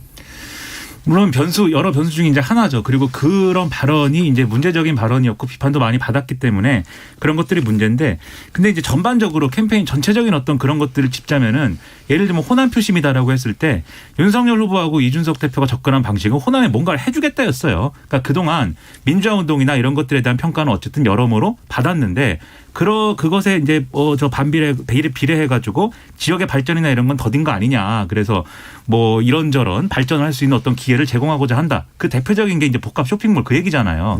그런 것들이 근데 이 호남 이제 유권자들의 마음에 와닿으려면 그런 것들이 그냥 어떤 시혜적으로 뭐 발전시켜 주겠다라는 차원이 아니라 정치적으로 존중하고 있다라는 게 있어야 되거든요. 그런데 지금 말씀하신 이제 윤석열 후보의 그런 뭐 적폐수사 관련 발언 이런 것들은 윤석열 후보의 어떤 그 발언의 진위를 떠나서 이거는 정치적으로 호남이 선택한 어떤 지도자나 정치 세력을 존중하는 방식은 아닌 거지 않습니까? 그리고 다른 뭐 이 윤석열 후보가 유세 과정에서 그러한 이제 유세장에서 꺼냈던 여러 가지 어휘나 이런 것들도 뭐 과거 정치를 지향하는 듯한 그런 어휘들이 굉장히 많았습니다. 무슨 뭐 과거 혁명 이론에 뭐 이런 것들을 중심으로 뭉쳐있는 운동권 세력들이 뭐 나눠먹기를 하고 뭐 이런 것들 있잖아요. 그게 그런 것들이 오히려 제가 볼 때는 호남 유권자들에게 오히려 그 위기감을 불러일으키고 그 위기감에 더해가지고 복합 쇼핑몰 개발 뭐 이런 거는 이거는 오히려 일종의 이제 뭐 사탕 발림 아니냐 이렇게 다가왔을 가능성이 있지 않나. 그래서 이 호남에서의 지금 출구조사 결과만 놓고 보면은 성과가 아닌 건 아닙니다. 제가 볼 땐 이 윤석열 후보가 국민의 입장에서는. 네. 하지만 기대했던 바를 충족시키지 못한 배경은 그런 것들이 아니었나라고도 생각합니다. 오히려 좀 더 구애를 낮은 자세로 구애를 했더라면 더 좋은 효과가 나타났을 것 같은데 이런 공약 몇 가지를 가지고 복합 쇼핑몰이나 이런 것들 때문에 오히려 더 호남 민심을 좀 분노하거나 자극하게 만들었을 가능성에 대해서 말씀해 주셨네요. 근데 제3지대에 대한 얘기를 우리가 안 해볼 수가 없을 것 같은데요. 유일하게 대선을 완주한 정의당 심상정 후보. 의미 있는 득표를 얻을 수 있을까? 이것도 관심이었는데 지상파 3사 출구조사 결과는 2.5% 득표율이 예상이 되고 있거든요. 심은표가 득표율 목표치로 제시한 게 10%였는데 정한을 전문위원께서는 이런 제3지대 어떤 가능성에 대해서 어떻게 보십니까? 근데 이번 선거에서 그러니까 안철수 후보도 윤석열 후보가 작년 말에 이제 굉장히 그 위기 상황에 빠졌을 때 갑자기 이렇게 부상이 됐지, 사실은 그 이전까지의 선거 과정을 놓고 본다면 제3 후보라고 하는 분들에 대한 기대감 자체가 사실은 여론에서 표출되지 않았었거든요. 근데 윤석열 후보가 급격하게 작년 연말에 이제 무슨 3프로 TV나 혹은 당 내분이나 이런 거 거치면서 보수 유권자들이 윤석열 후보 가지고 할 수 있나? 이런 위기감에 빠지면서 이제 안철수 후보로 확 넘어갔던 거지. 이번 선거를 놓고 본다면 사실은 제3지대, 제3 후보에 대한 기대감이 애초부터 사실 컸던 선거는 아니다. 단적인 예가 안철수 후보가 그 시점 이전까지는 비호감 조사를 하면 사실은 지금 그 두 후보를 이제 비호감의 대표 주자로 얘기를 하지만 작년 하반기 조사를 보면 비호감도가 안철수 후보가 가장 높았었어요. 그런데 이제 윤석열 후보의 어떤 위기감이 커지면서 갑자기 이제 거기다가 이제 양 후보의 어떤 그 부정적인 그 도덕성 문제들이 나오면서 이제 호감도 벗어났던 거지. 기본적으로 이번 선거에서 유권자들이 제3 후보를 뭔가 찾거나 이런 거 아니었다. 설사 이제 이종훈 평론가님이 말씀하셨다시피 비호감, 누구를 떨어뜨리기 위한 그런 네거티브의 어떤 거라고 하더라도 양 후보 속에서 이제 지지 후보를 결정하려고 했던 그런 어떤 태도들이 여론이 이제 강했던 선거였고, 그래서 이제 선거 막바지까지 더구나 지금 이렇게 막 그 초박빙의 이제 경합구도까지 온 상황에서 제3 후보가 설자리가 별로 없었다. 설자리가 사실은 그렇게 크진 않았던 것 같다. 그럼 이것도 한번 좀 여쭤보고 싶은데요. 이 지금 개표 상황이라면 당선자 윤곽은 한 몇 시쯤 나올 거라고 보세요? 이전 선거들 개표 방송 저거 보니까 2000년대 이전에 전자개표기 등장하기 전까지는 한 7시간, 8시간 이렇게 걸렸더라고요. 그리고 이제 전자개표기가 이제 도입된 이후로는 한 3시간에서 많이 걸리면 5시간 이런 정도인데 어차피 끝나는 시간은 비슷하겠죠. 그런데 결국은 이제 당선자 윤곽을 언제쯤 알 수 있느냐라고 보면 사실은 개표 시간이 더 늘어날 것 같지는 않고 근데 당선자를 아는 시간 자체가 상당히 뒤로 밀릴 것 같다. 그렇게 말씀드릴 수 있습니다. 지금 초박빙 상황이기 때문에 거의 새벽을 넘어가야지 이 정도면은 당선이 됐겠구나 이렇게 안심할 수 있는 상황까지 갈 것이다. 이런 말씀이시네요. 참 밤을 새워야 되는 건지 많은 지지자들이 지금 가슴 졸이면서 이 시간을 보낼 것 같습니다. 근데 정의당 얘기는 제가 조금 더 좀 하고 싶은 게 있는데 조금 짧게 좀 해주시면. 지금 잠깐 할까요? 그러니까 좀 개인적으로 굉장히 안타깝게 생각해요. 그러니까 이 정의당 같은 제3당이 그래도 좀 어느 정도는 자리를 잡는 것이 좀 필요하고, 우리 사회가 다원화되고 있는 상황을 사실 고려하면 다당제로 가는 것이 정상적이기도 한데 너무 지금 이렇게 좀 와해가 돼버리는 그런 형국으로 좀 가는 거 아닌가 싶어요. 그런데 여러 가지 복합적으로 이제 요인이 작용하고 있는 것으로 이렇게 보이는데, 지금 무엇보다 진보 진영 내에서 어떤 정의당의 위상이 과거같이 확고하지 못한 것. 그래서 이번에 진보 후보 단일화도 실패하고, 또 민주노총 같은 경우에도 사실 이번에 워낙 계획은 또 새로운 신당 만들 계획도 좀 있고 그러지 않았습니까? 그래서 향후에 사실은 이번 대선 승리하더라도 진보 진영 내에서의 교통 정리도 꽤 과제로 대두하지 않을까 이렇게 생각이 듭니다. 정의당은 할 말이 있지만 나중에 얘기해 주시죠. 예, 또 좀 이따 또 얘기할 기회가 있으니까요. 그때 또 말씀해 주시죠. KBS 1라디오 제20대 대통령 선거 개표 방송 2022 우리의 선택 3부는 12시까지 이어질 텐데요. 이종훈 시사평론가, 김민아 시사평론가 두 분은 스튜디오 밖에서 잠시 쉬었다가 다시 돌아와 주시고요. 출구조사 집계로 좀 피곤하셨을, 그동안에 여론조사 하시느라고 굉장히 아마 힘드셨을 것 같은데 정한을 한국리서치 전문위원과는 여기서 인사 나누도록 하겠습니다. 정 의원님 늦은 시간 어려운 고름 해주셔서 고맙습니다. 고맙습니다. 네.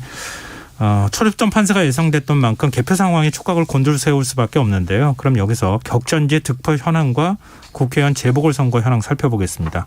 박태원 아나운서 전해주시죠. 네. 밤 11시 14분 현재 전국적으로 18.8%의 개표율을 보이고 있습니다. 대통령 현재 격전지 20곳을 꼽아봤습니다. 서울 용산, 충남 서산, 경기 안성 등 정말 0.6%포인트 미만으로 접전인 곳이 꽤 많은데요. 먼저 서울 용산입니다. 현재 개표율 16.6%고요. 1, 2위의 득표율 차는 0.5%포인트, 득표 수차가 135표밖에 나지 않는 곳입니다. 충남 서산은 43.7%, 꽤 높은 개표율을 보이고 있는 곳인데요. 이곳 또한 접전지입니다. 0.6%포인트의 득표율 차를 보이고 있습니다. 더불어민주당 이재명 후보가 0.6%포인트를 윤석열 후보에 앞서고 있는데요.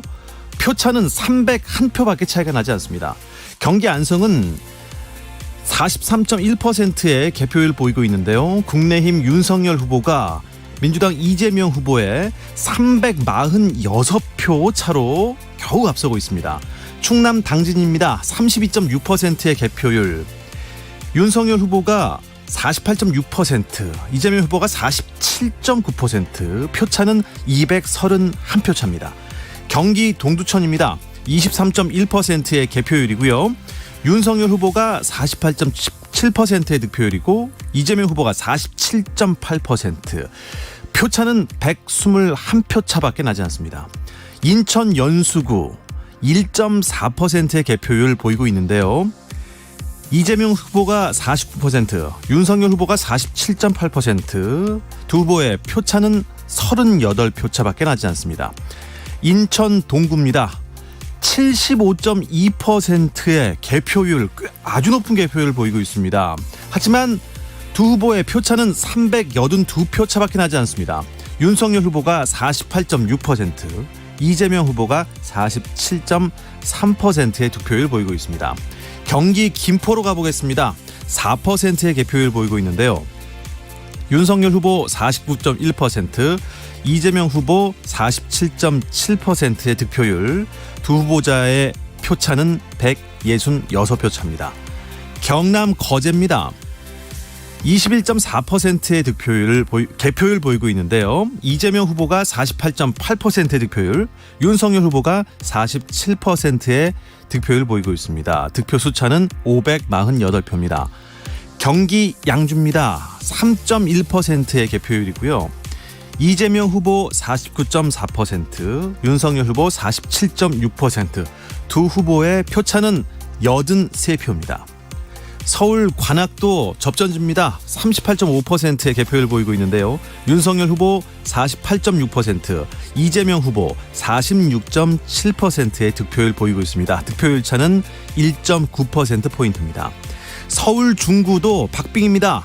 19.1%의 개표율을 보이고 있는 상황에서 윤석열 후보 49.4%, 이재명 후보 47.3%, 표차는 323표 차입니다. 경기 과천으로 가보겠습니다.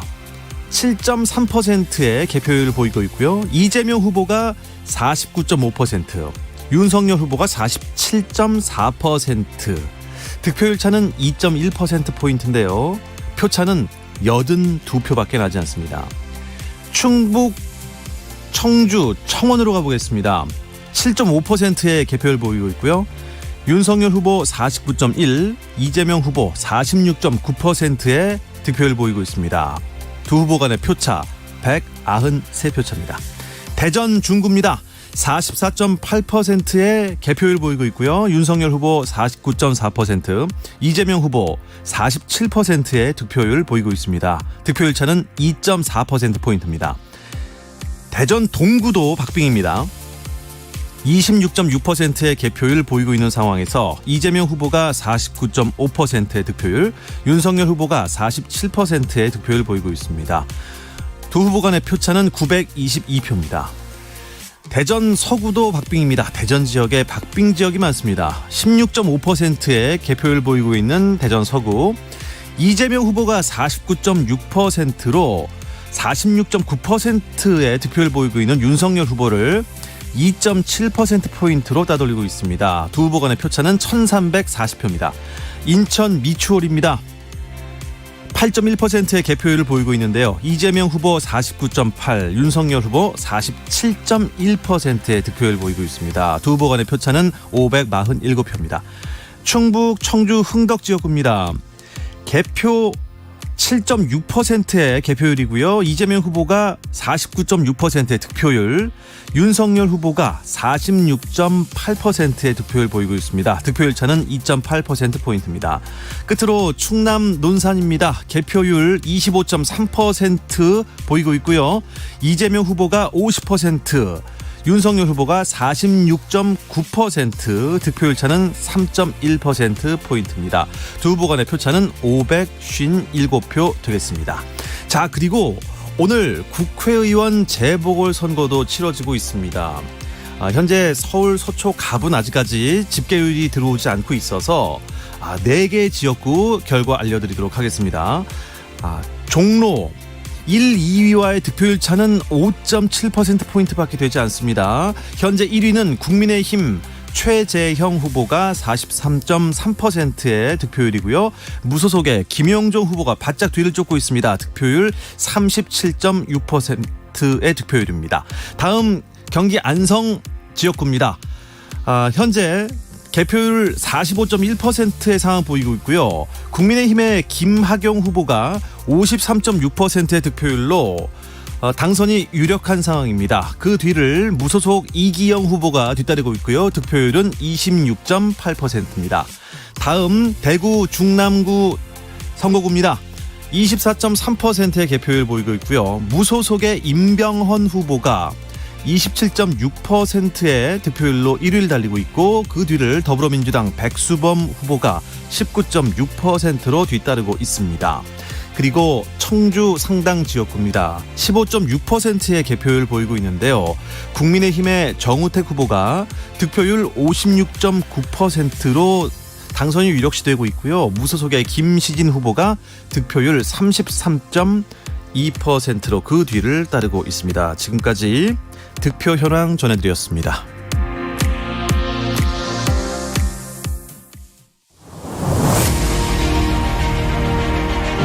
당선 잘 됐으면 좋겠습니다. 서민들이 더 잘 살 수 있는 나라가 될 수 있기를, 행복하게 지낼 수 있는 그런 나라가 됐으면 좋겠습니다.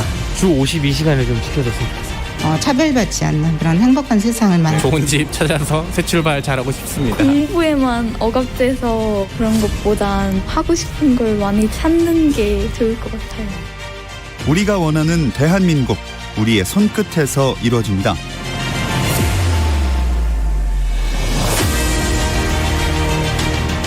여러분께서는 지금 KBS 1라디오 제20대 대통령 선거 개표 방송 2022 우리의 선택과 함께하고 계십니다. 지금 이 시각 피곤을 무릅쓰고 개표 상황 살피고 계실 청취자분들 많으실 텐데요. 긴박한 개표 상황이 긴장감을 좀 풀어줄 코너를 준비해봤습니다. 20대 대통령 선거와 상대적으로 대중의 관심을 못 받고 있는 5개 지역구 재보궐선거 뒷이야기를 살펴보려고 하는데요. 저희 프로그램에서 통통 튀는 목소리로 뉴스를 꼼꼼히 전해주는 분이죠. 이현경 뉴스캐스터 자리하셨습니다. 네. 안녕하세요. 안녕하십니까. 당연히 투표하셨을 것 같고요. 네. 그 어느 때보다 대선 투표 열기가 뜨거웠는데요. 근데 118세 고령부터 생애 첫 대선 투표에 나선 만 18세 유권자까지 많은 분들이 소중한 한 표를 행사하셨어요. 네. 그 사이에는 100년이라는 세월이 있네요. 아, 그러네요. 보니까요. 네. 예. 올해 이제 처음으로 투표권을 부여받은 만큼 더 책임감을 가지고 신중하게 투표했다고 하는 올해 만 18세의 유권자가 있는 반면에 100년이 넘은 세월을 이 땅을 지키면서 한 번도 투표를 빠지지 않고 참여해 보신 분이 있습니다. 한 번도 빠지지 않고요. 네, 올해 만 118세이신 광주의 최고령 유권자인 박명순 할머니이신데요. 이분이 남편분이 일제강점기 항일 농민운동 하다가 옥고를 치른 독립유공자세요. 고 최사진 씨의 배우자인데 혼자 거동하시기 힘들어서 아드님 내외분이 이제 도움을 주셔가지고 휠체어를 타고 오늘 투표소를 찾았는데 건국 이후에 치러진 모든 직접 투표에 한 번도 빠지지 않으셨다 이렇게 말씀을 하셨고요. 이런 마음이 참 그렇더라고요. 투표를 하니 기분이 좋은데 다음 선거에도 꼭 오고 싶다. 몸이 안 아프면 저는 투표에도 이런 뒷얘기가 있다는 게 참 마음이 짠하다는 생각이 좀 들었고요. 네. 그리고 충북 옥천에도 최고령 유권자가 계세요. 이용금 할머니이신데요. 여기 따님과 함께 투표를 오늘 하셨는데 네. 따님이 그러셨어요. 어머니가 투표를 다시는 못 하실 줄 알았는데 오늘 투표를 하게 돼서 기쁘다 이런 소감을 전했습니다. 오늘 투표를 왜 하셨어요? 라고 하는 언론의 질문에 많은 유권자들이 나를 위해서 그중에서 나의 노년을 위해서 나의 자존심을 위해서 젊었던 예전의 나를 위해서 투표한다 이렇게 말씀을 하셨었는데요. 이번에 사실은 역대급 비호감 투표다 그래서 다들 걱정들을 많이 하셨잖아요. 네. 그럼에도 불구하고 갓쓰고 투표하신 사례도 있었습니다. 충남 논산의 양지서당의 산부자가 늘상 이렇게 투표를 하시는데 유복엽 큰 훈장과 가족들이 오전에 소중한 한 표를 행사했습니다. 도포를 잘 차려입고 갓을 쓰시고 투표를 하시고 인증샷까지 찍으셨다고 하는데요. 대통령이라면 무릇 인의 예지, 삼강오륜과 같은 덕을 갖춰야 될 것이다. 오직 국민만을 위하고 사랑할 줄 알기를 바란다라고 하는 소망을 남기셨는데 오늘 이제 투표의 그 현장을 취재한 기자들의 많은 기사들이 있잖아요. 네. 그중에서 제가 가장 마음에 남았던 기사가 뭐였냐면 아무리 정치가 미워도 네. 결국 삶을 바꿔줄 수 있는 건 정치가 아닐까. 거기에 희망을 걸기 때문에 투표율이 높은 게 아닌가 싶다. 이렇게 말씀. 70이 넘으신 유권자 분이신데요. 네. 열심히 투표하러 갔던 대단한 대한민국 국민들에게 오늘 찬사를 보냅니다. 네. 아니, 그 살아있는 대한민국의 역사세요. 대한민국을 지탱해 오셨던 분들인 것 같다. 그렇습니다. 이런 생각을 예. 하게 되는데요. 예, 휴대전화 뒷자리 4230 쓰시는 청취자분께서 할머니 건강하게 오래오래 사세요. 그러니까요. 예. 9909님께서 만 118세면 살아있는 정치 국서이십니다. 멋있으십니다. 이런 의견도 네. 보내주셨네요. 근데 지금 도서벽지나 아니면 네. 섬에 살고 계시는 분들 이런 분들은 뭐 배를 타거나 그렇습니다. 아니면은 정말 걸어서 나오거나 네. 이런 걸 하면서라도 지금 그걸 다 감수하면서 지금 투표하신 거 아니겠어요? 그렇습니다. 그런 유권자들의 마음을 누가 되실지 모르겠습니다만 차기 대통령께서 꼭 알아주셨으면 좋겠다는 생각이 드는데요. 이 대청호 연안에인 충북 옥천군 옥청읍 오대리 마을 주민분들은 이제 배를 타고 나오신 다음에 다람쥐 택시를 또 타서 3km 가야 투표소를 만날 수 있다고 합니다. 네. 이 오대리 마을 주민들이 16분이신데요. 그중에 사전투표 때 표를 행사하신 분들도 있으셨고 오늘 본투표 때 5분이 참가를 하셨는데 이렇게 얘기하셨어요. 투표소 가는 길은 멀지만 나라 살림을 책임질 대통령을 뽑는 데 참여하기 위해서 서둘러 집을 나섰다. 당선된 대통령이 대청호 오지마을 기반시설 확충과 복지 향상에 관심을 가져주셨으면 좋겠다. 이런 말씀을 하셨고요. 네네. 그 화천 같은 경우는 여기가 화천댐 건설 때문에 육로가 없어졌잖아요. 네. 그러니까 육지 속의 섬이라고 할 수 있는데 이 10km가 넘는 거리에 선착장까지 배를 타고 오셔가지고 네. 오늘 투표를 하셨습니다. 그리고 높은 데도 있더라고요. 해발 1708m 대청봉 정상 인근에 있는 설악산 국립공원 대피소 직원분들도 산을 내려왔어요. 네, 투표를 참여를 하셨고요. 인천 강화의 삼산면 주민센터에서는 미법도 주민들이 투표를 하셨는데 여기가 29분이 살고 계세요. 이 도에, 네. 이 섬에. 섬에. 그런데 여기 섬에는 투표소가 없어요. 그래서 20분은 사전투표를 하셨고 9분은 이제 배를 타고 나오셔갖고 성모동까지 나와서 또 이동을 해갖고 주민센터에서 투표를 해야 되는데 오늘 안개가 너무 많이 껴가지고 여객선이 결항이 돼서 그래요? 그럼 어떡해요?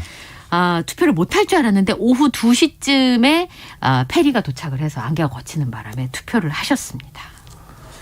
정말 대단하십니다. 네. 정말 대단하고 왜 제 마음이 이렇게 뿌듯할까요? 멋있으세요? 저는 그렇게 생각해요. 이런 사실 굉장히 사실 정치인들이 볼 때는 잘 보이지 않는 분들이잖아요. 그럼요. 맨날 국회에 있거나 뭐 청와대에 있으니까 보이겠습니까? 이런 네. 분들이. 근데 그런 분들이 이런 마음을 갖고 있다는 거죠. 이런 마음을 아까 말씀하셨던 것처럼 꼭 기억했으면 좋겠다. 네. 당선인이. 3시간씩 걸려서 투표하신 그분들의 표가 지금의 그분을 만들었다. 이렇게. 네, 굉장히 멋있는 표현입니다. 근데 산불로 지금 집이 전소된 분들도 계시고 네. 지금 대피해 계시는 이재민 분들도 있잖아요. 네. 이런 분들은 투표 어떻게 했어요? 제가 어제 기사를 보고 놀랐던 게 대피소 생활하시는 80대 할머님께서 대선 투표를 걱정하시는 거예요. 대피소 생활을 하고 계시는데 이제 거동이 이제 불편하시잖아요. 지금 대피소에 계신 분들이 이제 고령층에 계신 분들이 그렇죠. 많으시니까 네. 게다가 신분증이 있어야 되는데 불이 다 타가지고 신분증도 갖고 나오지 신분증도 못하는 상황. 갖지 못하고 나오신 분들도 많으신데요. 그래서 울진군에서는 신분증이 없는 이재민들에게 임시 신분증을 발급해 줬고요. 그리고 또 이분들이 움직일 수 있도록 차를 마련을 했습니다. 그래서 오늘 20여 명의 이재민 분들은 선거관리위원회가 제공한 버스를 타고 투표소를 향했고요. 그다음에 대피 과정에서 그거를 못 챙기신 분들은 임시 신분증을 발급받아서 투표를 하셨었는데 심지어는 교통사고로 한쪽 다리를 다치신 유권자 분께서도 투표는 당연히 해야 된다. 몸은 힘들지만이라고 하면서 소중한 한 표를 행사하셨습니다. 그리고 지금 산불 현장에서 밤새우신 소방대원들도 있으신데요. 그러네요. 진화 인력들도 있잖아요. 근데 이제 그 불이 발생했을 때가 사전 투표하던 때였잖아요. 그러니까 미리 투표를 하실 수가 없었던 거예요. 그래서 소방청에서 오늘 가능한 한 투표 참여를 보장하기 위해서 교대 인력을 편성을 했습니다만 오늘 이 산불 진화 현장에서 애쓰신 분들 중에는 투표를 못 하신 분들도 있고요. 불가피하게. 네, 그리고 밤새 불 끄시고 내려오셔서 투표를 하신 소방대원 분들도 계셨습니다.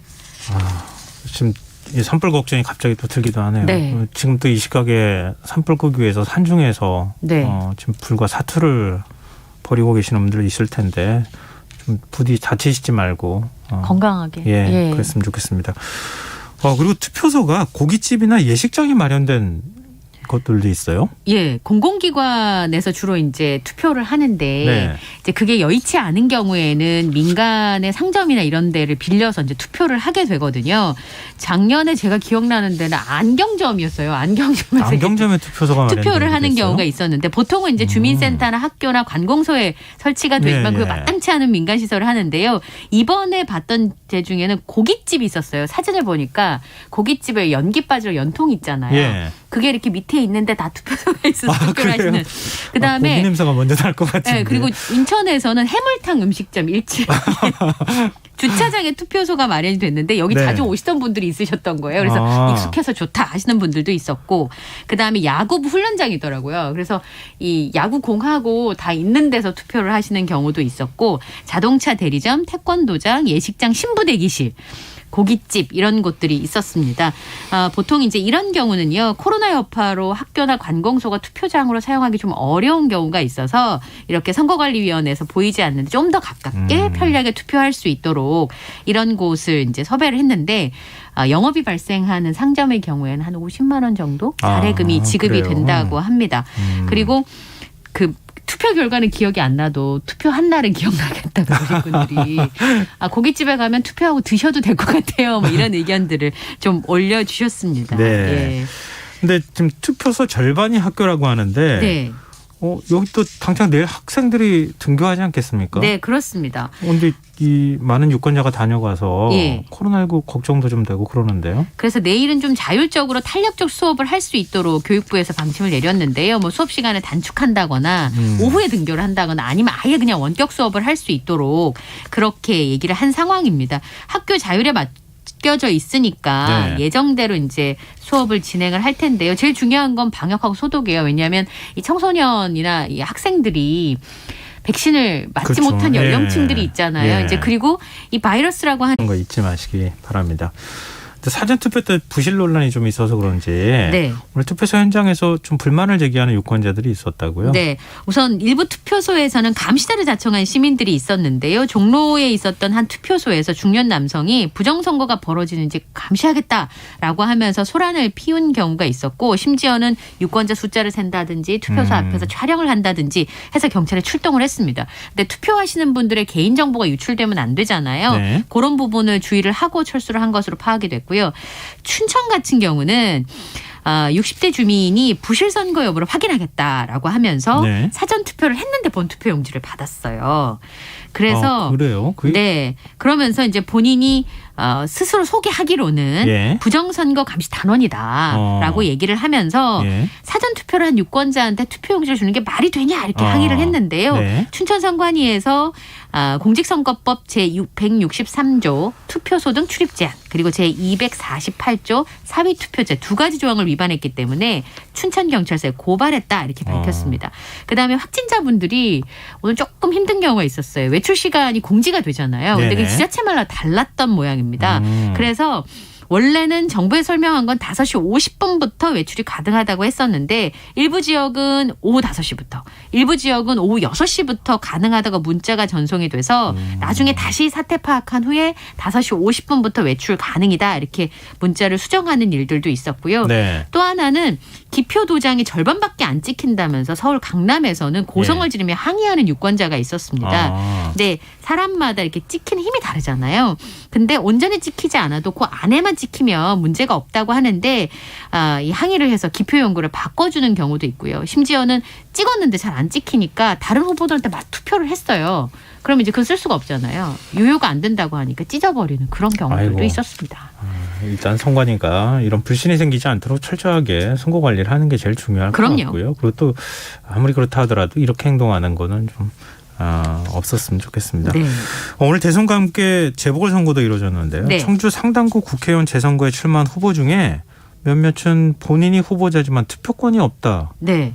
이런 3명의 얘기가 투표권이 있더라고요. 없었어요. 왜요? 이제 주소지를 이전을 안 했기 때문인데요. 그러니까 주소지가 달라도 국적만 있으면 출마를 할 수가 있지 않겠습니까? 네. 그래서 3명의 후보자는 청원구, 서원구, 인천광역시에 살고 있는데 그 주소지로 옮기지를 않았어요. 그래서 오히려 대선 투표는 사전 투표를 했는데 본인들한테는 표를 줄 수가 없는 그런 상황이었습니다.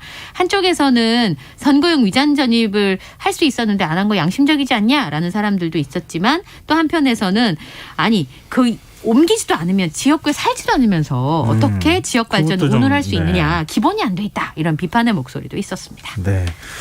앞서 저희가 그 힘든 가운데에서도 소중한 투표권 행사하신 유권자분들 말씀드렸는데요. 3280님께서 국민이 지도자라오. 맞아요. 국민은 현명하다. 선거로 아닌 걸 걸러낸다. 민주주의의 힘이라오. 이렇게 문자를 보내주셨네요. 점잖은 문자를 보내주셨어요. 네. 자, 지금까지 이현경 뉴스캐스터와 함께했습니다. 오늘 말씀 고맙습니다. 감사합니다. 이번 대선 정말 어떻게 될지 모르시겠다고요? 투표장에 담긴 민심을 읽어봅니다. KBS 1라디오 제20대 대통령 선거 개표 방송 2022 우리의 선택.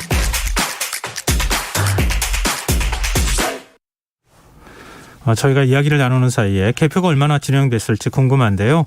중앙선거관리위원회 연결해 보겠습니다. 이혜리 리포터. 네, 저는 지금 중앙선거관리위원회에 나와 있습니다. 지금 시간 오후 11시 37분을 지나고 있는데요. 선관위 직원들은 실시간으로 개표 상황을 지켜보고 있고요. 현장에 남아있는 취재진들은 이곳에서 개표율과 선관위의 상황을 전하고 있습니다. 오늘 오후 8시 11분부터 시작된 전국 모든 지역에서 개표는 순조롭게 진행되고 있고요. 지역별로 개표 속도의 차이가 있습니다. 이 선관위 관계자는 투표함 중 관내 사전 투표함을 먼저 열고 이후 일반 투표함을 열게 돼 있다고 전했고요. 관내 사전 투표함은 봉투가 있어서 봉투 작업 라인이 따로 있다고 개표 순서를 설명했습니다. 이 중앙선거관리위원회 개표 진행 상황을 살펴보면 이 시각 현재 전국 251개 개표소에서 이 개표율 집계하고 있는데요. 현재 개표율은 28.40%입니다. 그리고 후보자별 득표율을 살펴보면 더불어민주당 이재명 후보는 49.74%, 그리고 국민의힘 윤석열 후보는 46.98%, 정의당 심상정 후보는 2.08%의 득표율 보이고 있습니다. 그리고 중앙선관위의 잠정 집계에 따르면 잠정 20대 대선 투표율은 77.1%인데요. 20대 대선 투표 공식 종료 시각인 오후 7시 30분을 기준으로 총 선거인 4,419만 7,692명 가운데 투표에 참여한 유권자는 총 3,407만 1,400명으로 나왔습니다. 이 투표율은 지난 2017년 19대 대선 투표율 77.2%보다 0.1%포인트 낮습니다. 이 투표율 지역별로 살펴보면 광주가 81.5%로 가장 높았고 제주가 72.6%로 가장 낮았는데요. 서울은 77.9%의 투표율 보였습니다. 이 최종 당선인 윤곽은 내일 새벽이 돼야 확인할 수 있을 것으로 보입니다. 선관위는 내일 아침 개표 작업이 마무리되면 오전 10시에 전체 회의를 열고 당선인을 최종 확정할 예정입니다. 지금까지 중앙선거관리위원회에서 리포터 이혜리였습니다. 지금 여러분께서는 KBS 1라디오 제20대 대통령 선거 개표 방송 2022 우리의 선택 3부를 듣고 계십니다. 김민아 시사평론가, 이종훈 시사평론가 다시 스튜디오로 모셨습니다. 잠시 쉬고 오시니까 이제 다시 또 힘을 좀 내셔가지고 네. 선거 결과 좀 분석을 좀 해주셨으면 좋겠는데요. 이번 대선 개표는 지금 계속 높아지고 있는 상황이지만 아직 뭐 당락을 저희가 예단하기 좀 어려운 상황인 것 같은데요. 대선에서 나타난 민심, 두 분은 어떻게 분석하고 계십니까? 네, 최종적으로는 결국은 분노였다. 분노였다. 예, 누구를 향한 분노냐가 중요하지 않겠습니까? 예. 그러니까 이제 미운 사람을 향한 분노죠. 이번 같은 경우에 참 네. 공교롭게도 그렇게 돼버린 겁니다. 그래서 좀 앞서도 말씀드렸지만 내가 좋아하는 후보를 뽑기 위해서 투표장에 나가는 게 아니고 미운 후보 떨어뜨리기 위해서 나갔다. 미운 후보 떨어뜨리기 위해서 그냥 나가는 그래서 오히려 좀 역설적으로 투표율이 높아지는 그런 참 기이한 선거가 아니었나 이렇게 좀 생각을 하고요. 네. 근데 기본적으로 이제 어떤 흐르는 전반적인 흐름으로 보자면 아직도 촛불혁명의 연장선에 있다라고 저는 봅니다. 그러니까 네. 여전히 이제 좀 청산해야 될 것들이 좀 있다. 결국은 국민들이 원하는 것은 국민의 나라를 만드는 과정에 좀 있는 것이고요. 네. 근데 국민들이 보기에 여전히 기득권 세력이 존재하고 있고 또 그런 사람들을 다 좀 정리를 해내지 않으면 앞으로도 이 국민의 나라를 완성하지 못할 것이다. 이런 좀 생각을 많이 하는 것 같아요. 그래서 이제 조금 전에 말씀드린 이제 좀 미운 후보, 떨어뜨려야 할 후보는 이제 각자가 보기에 네. 그런 기득권을 옹호하는 사람들을 대변하는 그런 후보 이렇게 지금 인식을 좀 한 게 아닌가 이렇게 생각을 합니다. 김나 평론가 어떻게 보세요?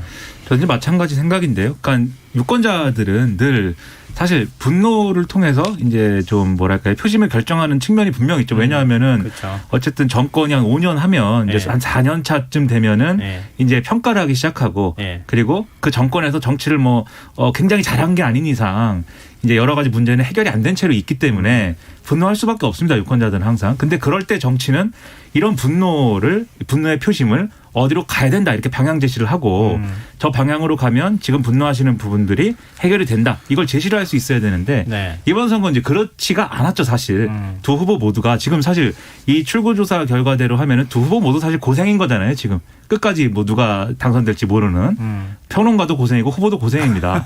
근데 이렇게 될 수밖에 없는 게 두 후보 모두 이제 그러한 미래적인 어떤 의제를 제시해서 이 분노를 생산적으로 좀 이렇게 정치의 영역으로 끌어당기는 데는 좀 실패한 것처럼 보여서 이 민심이 분노하는 것까지는 뭐 그럴 수 있고 이 누군가를 막기 위해서 표심을 이제 좀 표출하는 것까지는 그럴 수 있는데 결국은 정치가 제대로 역할을 못한 것에 어떤 후과를 또 이번에 맞고 있다. 저는 그렇게 생각이 됩니다. 사실 오늘 제가 얘기를 1부부터 쭉 이렇게 나누고 있는데요. 제일 드리고 싶었던 질문이 이거였어요. 이번 대선의 승패를 가르는 게 뭐라고 생각하시는지. 그러니까 사실은 여론조사 결과나 그 수치들만 보면 깜깜이 기간 전까지는 전반적으로는 윤석열 후보가 많이 앞서는 것 같다. 이제 이런 쪽에 무게가 좀 실려 있었거든요. 근데 지금 막상 출구조사 결과는 초박빙으로 나오는 상황이었다는 거죠. 뭔가 여론이나 민심이 좀 바뀔 만한 뭔가 요인이 들어가 있지 않았을까. 아니 선거 전략을 잘못 짰던가 아니면 다른 어떤 변수가 생겼던가. 두 분은 어떻게 보시는지 궁금해요. 결정적으로는 후보를 각 당이 잘못 내보낸 그래서 비극이 시작이 된 거죠. 그거는 뭐 네. 지금 얘기할 부분이 아니고. 네, 그런데 네. 그것이 결국 끝까지 작용을 저는 했다라고 좀 생각을 해요. 네. 그러니까 큰 흐름을 보면 정권 교체론이 우세하지 않았습니까? 네. 여론조사 결과에서. 그래서 국민들 생각은 이제 보수 진영의 구적패를 청산하는 것도 굉장히 우리가 중요한 과제였는데 네. 그건 문재인 정부 기간 동안에 상당히 좀 청산을 한 것 같고 그런데 이 진보 정권에서 보니까 이거 좀 이쪽에 진보적 패도 적잖이 있네. 이것까지 네. 마저 정리를 해야 우리가 확실하게 우리의 나라를 만들 수 있을 것 같다. 이 생각을 좀 이제 했던 것 같고 그게 이제 기본 정신이었던 거죠. 네. 자, 그래서 사실은 국민의힘 쪽에서 정말로 그런 좋은 후보만 이번에 본선에 내보냈더라면 이렇게까지 고생할 선거는 아니었다라고 저는 생각을 해요.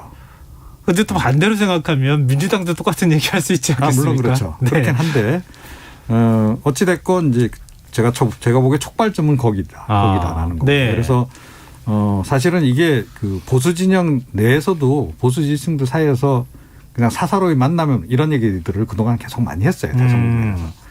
이 후보로만 잘 내보냈어도 이건 참 손쉽게 이길 수 있는 그런 선거 환경이었는데 네.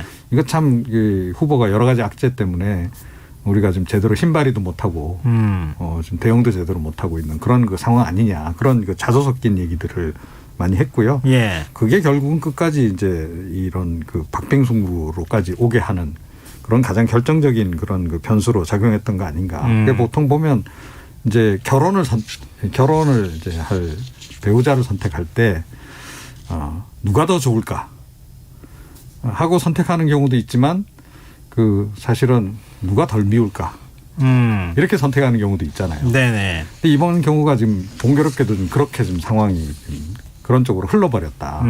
근데 이거는 기본적으로 사실은 국민의힘 당원들의 책임이 큰 거죠. 따지고 보면.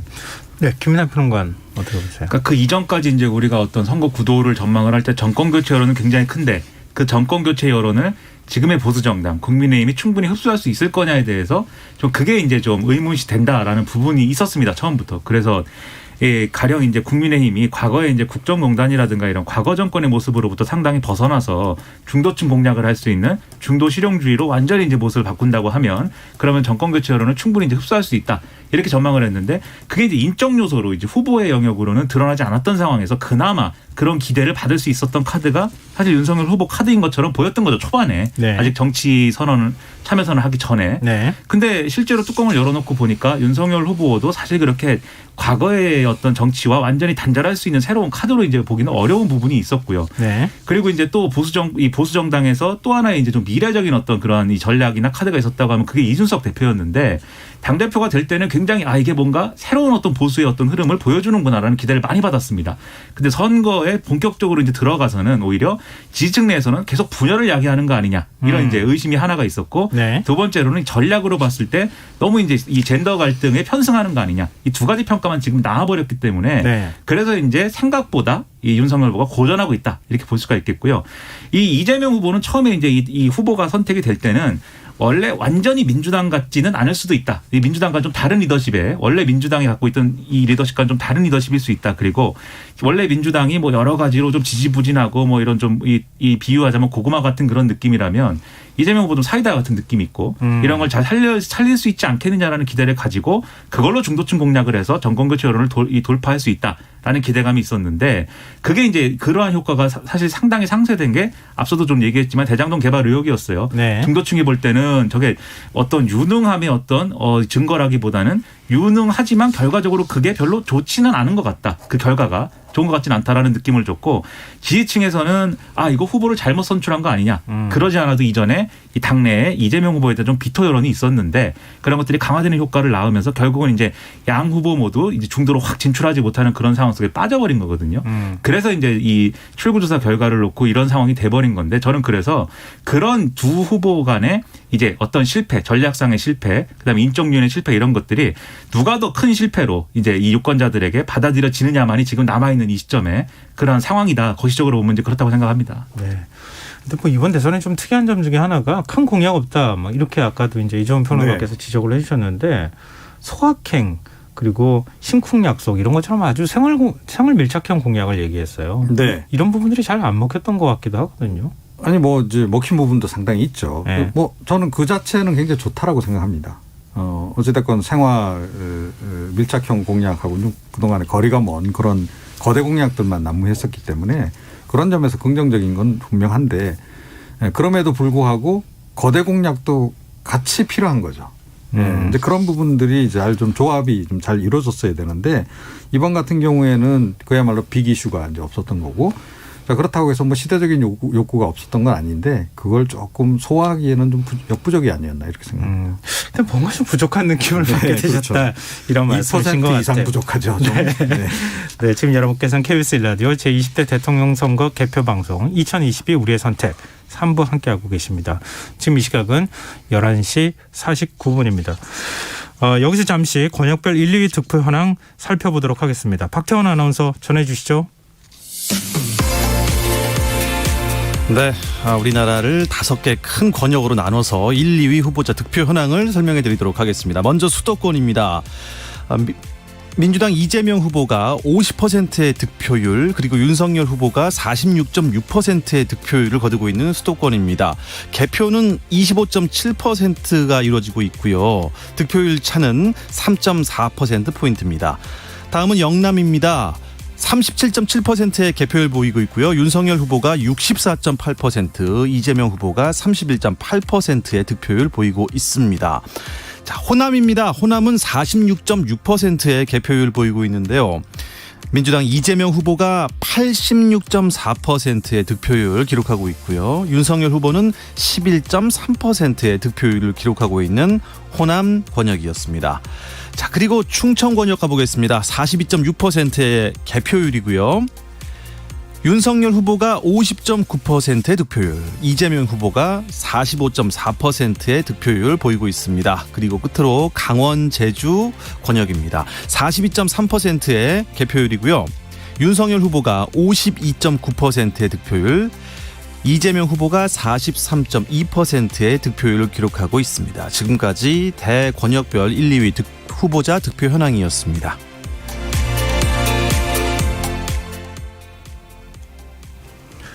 네, 제20대 대통령 선거 개표 방송 2022 우리 선택 3부 지금 스튜디오에 김민아 시사평론가, 이종훈 시사평론가 나와 계십니다. 지금 차기 대통령이 직면한 대너의 여건이 지금 굉장히 녹록치가 않아요. 우크라이나 사태도 좀 있고 또 신냉전 문제, 또 지금 이제 경제적 파장까지 좀 커지고 있는 상황이거든요. 또 앞으로 풀어야 될 과제가 많은데 20대 대통령에게 바라는 점이 있다면 두 분의 말씀 좀 듣고 싶습니다. 네. 이종훈 제가 먼저 얘기를 드리죠. 예. 제가 좀 생각해 보니까 당장 해결해야 될 과제가 한 5가지 정도 되는 것 같아요. 네. 그러니까 조금 전에 말씀하신 이제 그 신냉전 체제하에서의 그 안보 위기 관리, 그 문제 있고, 그 다음에 이제 뭐 그 국가 채무가 사실은 문재인 정부 하에서 너무 급속하게 확증가했거든요. 뭐 여러 가지 이제 코로나 요인도 있고 하긴 했습니다만, 그래서 이거를 어떻게든 관리를 좀 시작을 해야 되는 그런 그 상황이 있고, 그 다음에 계속 이제 뭐 새로운 성장 관련해서 두 후보가 공통적으로 이야기했던 게 뭐 디지털 전환, 디지털 대전환 이런 얘기를 했었는데 이게 사실은 국민들이 아직까지 체감은 못하고 있지만 산업계 쪽에서는 굉장히 좀 심각하게 받아들이고 빠른 속도로 좀 변화하고 있거든요. 그렇죠. 그거를 빨리 우리가 주도해 나가야 선진국 중에서도 선진국이 될 수 있다. 어떻게 보면 굉장히 좀 분수령이 좀 와 있는 상황에서 그것도 해야 될 것 같고, 그다음에 이것도 또한 이제 후보자들이 계속 얘기했던 건데, 규제 완화에 굉장히 얘기를 많이 했잖아요. 네. 그러니까 기업 발전을 성장 동력 확보를 위해서. 그래서 규제 네거티브로 확실하게 전환하는 그런 것이 필요할 것 같고 그다음에 이제 뭐 전 세계적인 그 사항이기도 하고 우리 기업들의 또 다른 관심사이기도 한데 기후 위기 대응 같은 거 이런 것들부터 일단은 가닥을 지금 바로 잡아 나가야 될 상황이 아닌가 이렇게 생각을 합니다. 네, 예. 김민하 평론가 어떻게 보십니까? 네, 좀 뭐 크게 세 가지. 첫 번째는 이제 국민 통합에 힘을 써야 됩니다. 지금 이렇게 대선 치르면서 이렇게 지지층이 양쪽으로 쫙 나뉘어져가 그러면 국민이 쫙 나뉘어져 가지고는 네. 어떤 분이 당선이 돼도 앞으로 정치가 어렵습니다. 그렇기 때문에 이 선거 과정에는 서로 그렇게 그랬어도 선거 끝나고 난 이 다음 날부터는 협치한다. 그리고 뭐 서로 협력하겠다. 이거에 좀 합의를 하는 통큰 정치를 좀 기대를 해보고요. 두 번째로는 경제적으로는 코로나19 피해 복구 이거 아끼지 말아야 됩니다. 돈을 아끼지 말아야 되고 새로운 성장 동력 찾는 거 이종훈 평론가님 말씀하신 대로 새로운 성장 동력 찾아야 되겠고 세 번째로 외교안보 영역에서는 미중 간에 누구 편을 들 거냐 또는 둘 사이에 등거리 외교를 하자 이런 1차원적 이 담론이 아니고 외교 전략에 어떤 가치를 우리가 추구할 것이냐 이 가치를 중심으로 이제 동맹국들하고 그리고 이 주변국들하고 관계를 맺어가는 그런 전략이 필요하거든요. 그 부분이 제가 볼 때는 두 후보 간의 외교 공약들에는 부족해 보였기 때문에 그런 거를 보충할 수 있는 그러한 어떤 작업들을 전문가들 같이 해나가면서 대한민국이 잘 살 수 있는 나라를 만들어줬으면 좋겠습니다. 네, 일단 좀 둘로 나눠지거나 분열했던 국민들 하나로 모으는 이게 제일 중요하겠다. 그러고 난 다음에 위기를 좀 하나하나씩 해결해가는 그런 대통령이 꼭 됐으면 좋겠다 이런 말씀이셨습니다. KBS 라디오 20대 대통령 선거 개표 방송 2022 우리의 선택 3부는 여기서 마무리하겠습니다. 늦은 시간까지 함께해 주신 청취자 여러분 고맙습니다. 개표 방송에 참여해 주신 이종훈 시사평론가 김민하 시사평론가 두 분도 고생하셨습니다. 감사합니다. 유권자의 표심이 과연 어디로 향할지 이제 몇 시간 뒤면 명확히 밝혀질 텐데요. 계속해서 KBS 1라디오 들으시면서 대선 결과 확인해 주시길 바랍니다. 잠시 뒤 12시 5분부터 시작될 개표 방송 4부도 많은 관심 부탁드리고요. 전 내일 저녁 KBS 1라디오 김성환의 시사회로 다시 찾아뵙겠습니다. 지금까지 진행의 시사평론가 김성환이었습니다. 고맙습니다.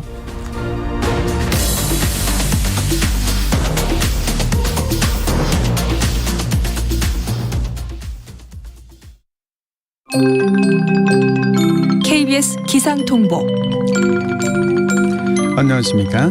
기상청 3월 9일 밤 11시 발표 기상통보입니다. 특보사항입니다. 중부지방과 전라권, 동부, 경상권의 건조특보가 발효 중이고 특히 강원 영동과 대구, 부산, 울산, 경북 동해안에는 건조경보가 발효 중입니다. 내일부터 모레 새벽 사이 강원 영동과 경북 동해안에는 바람이 순간 풍속 초속 15m 안팎으로 강하게 부는 곳이 있겠습니다.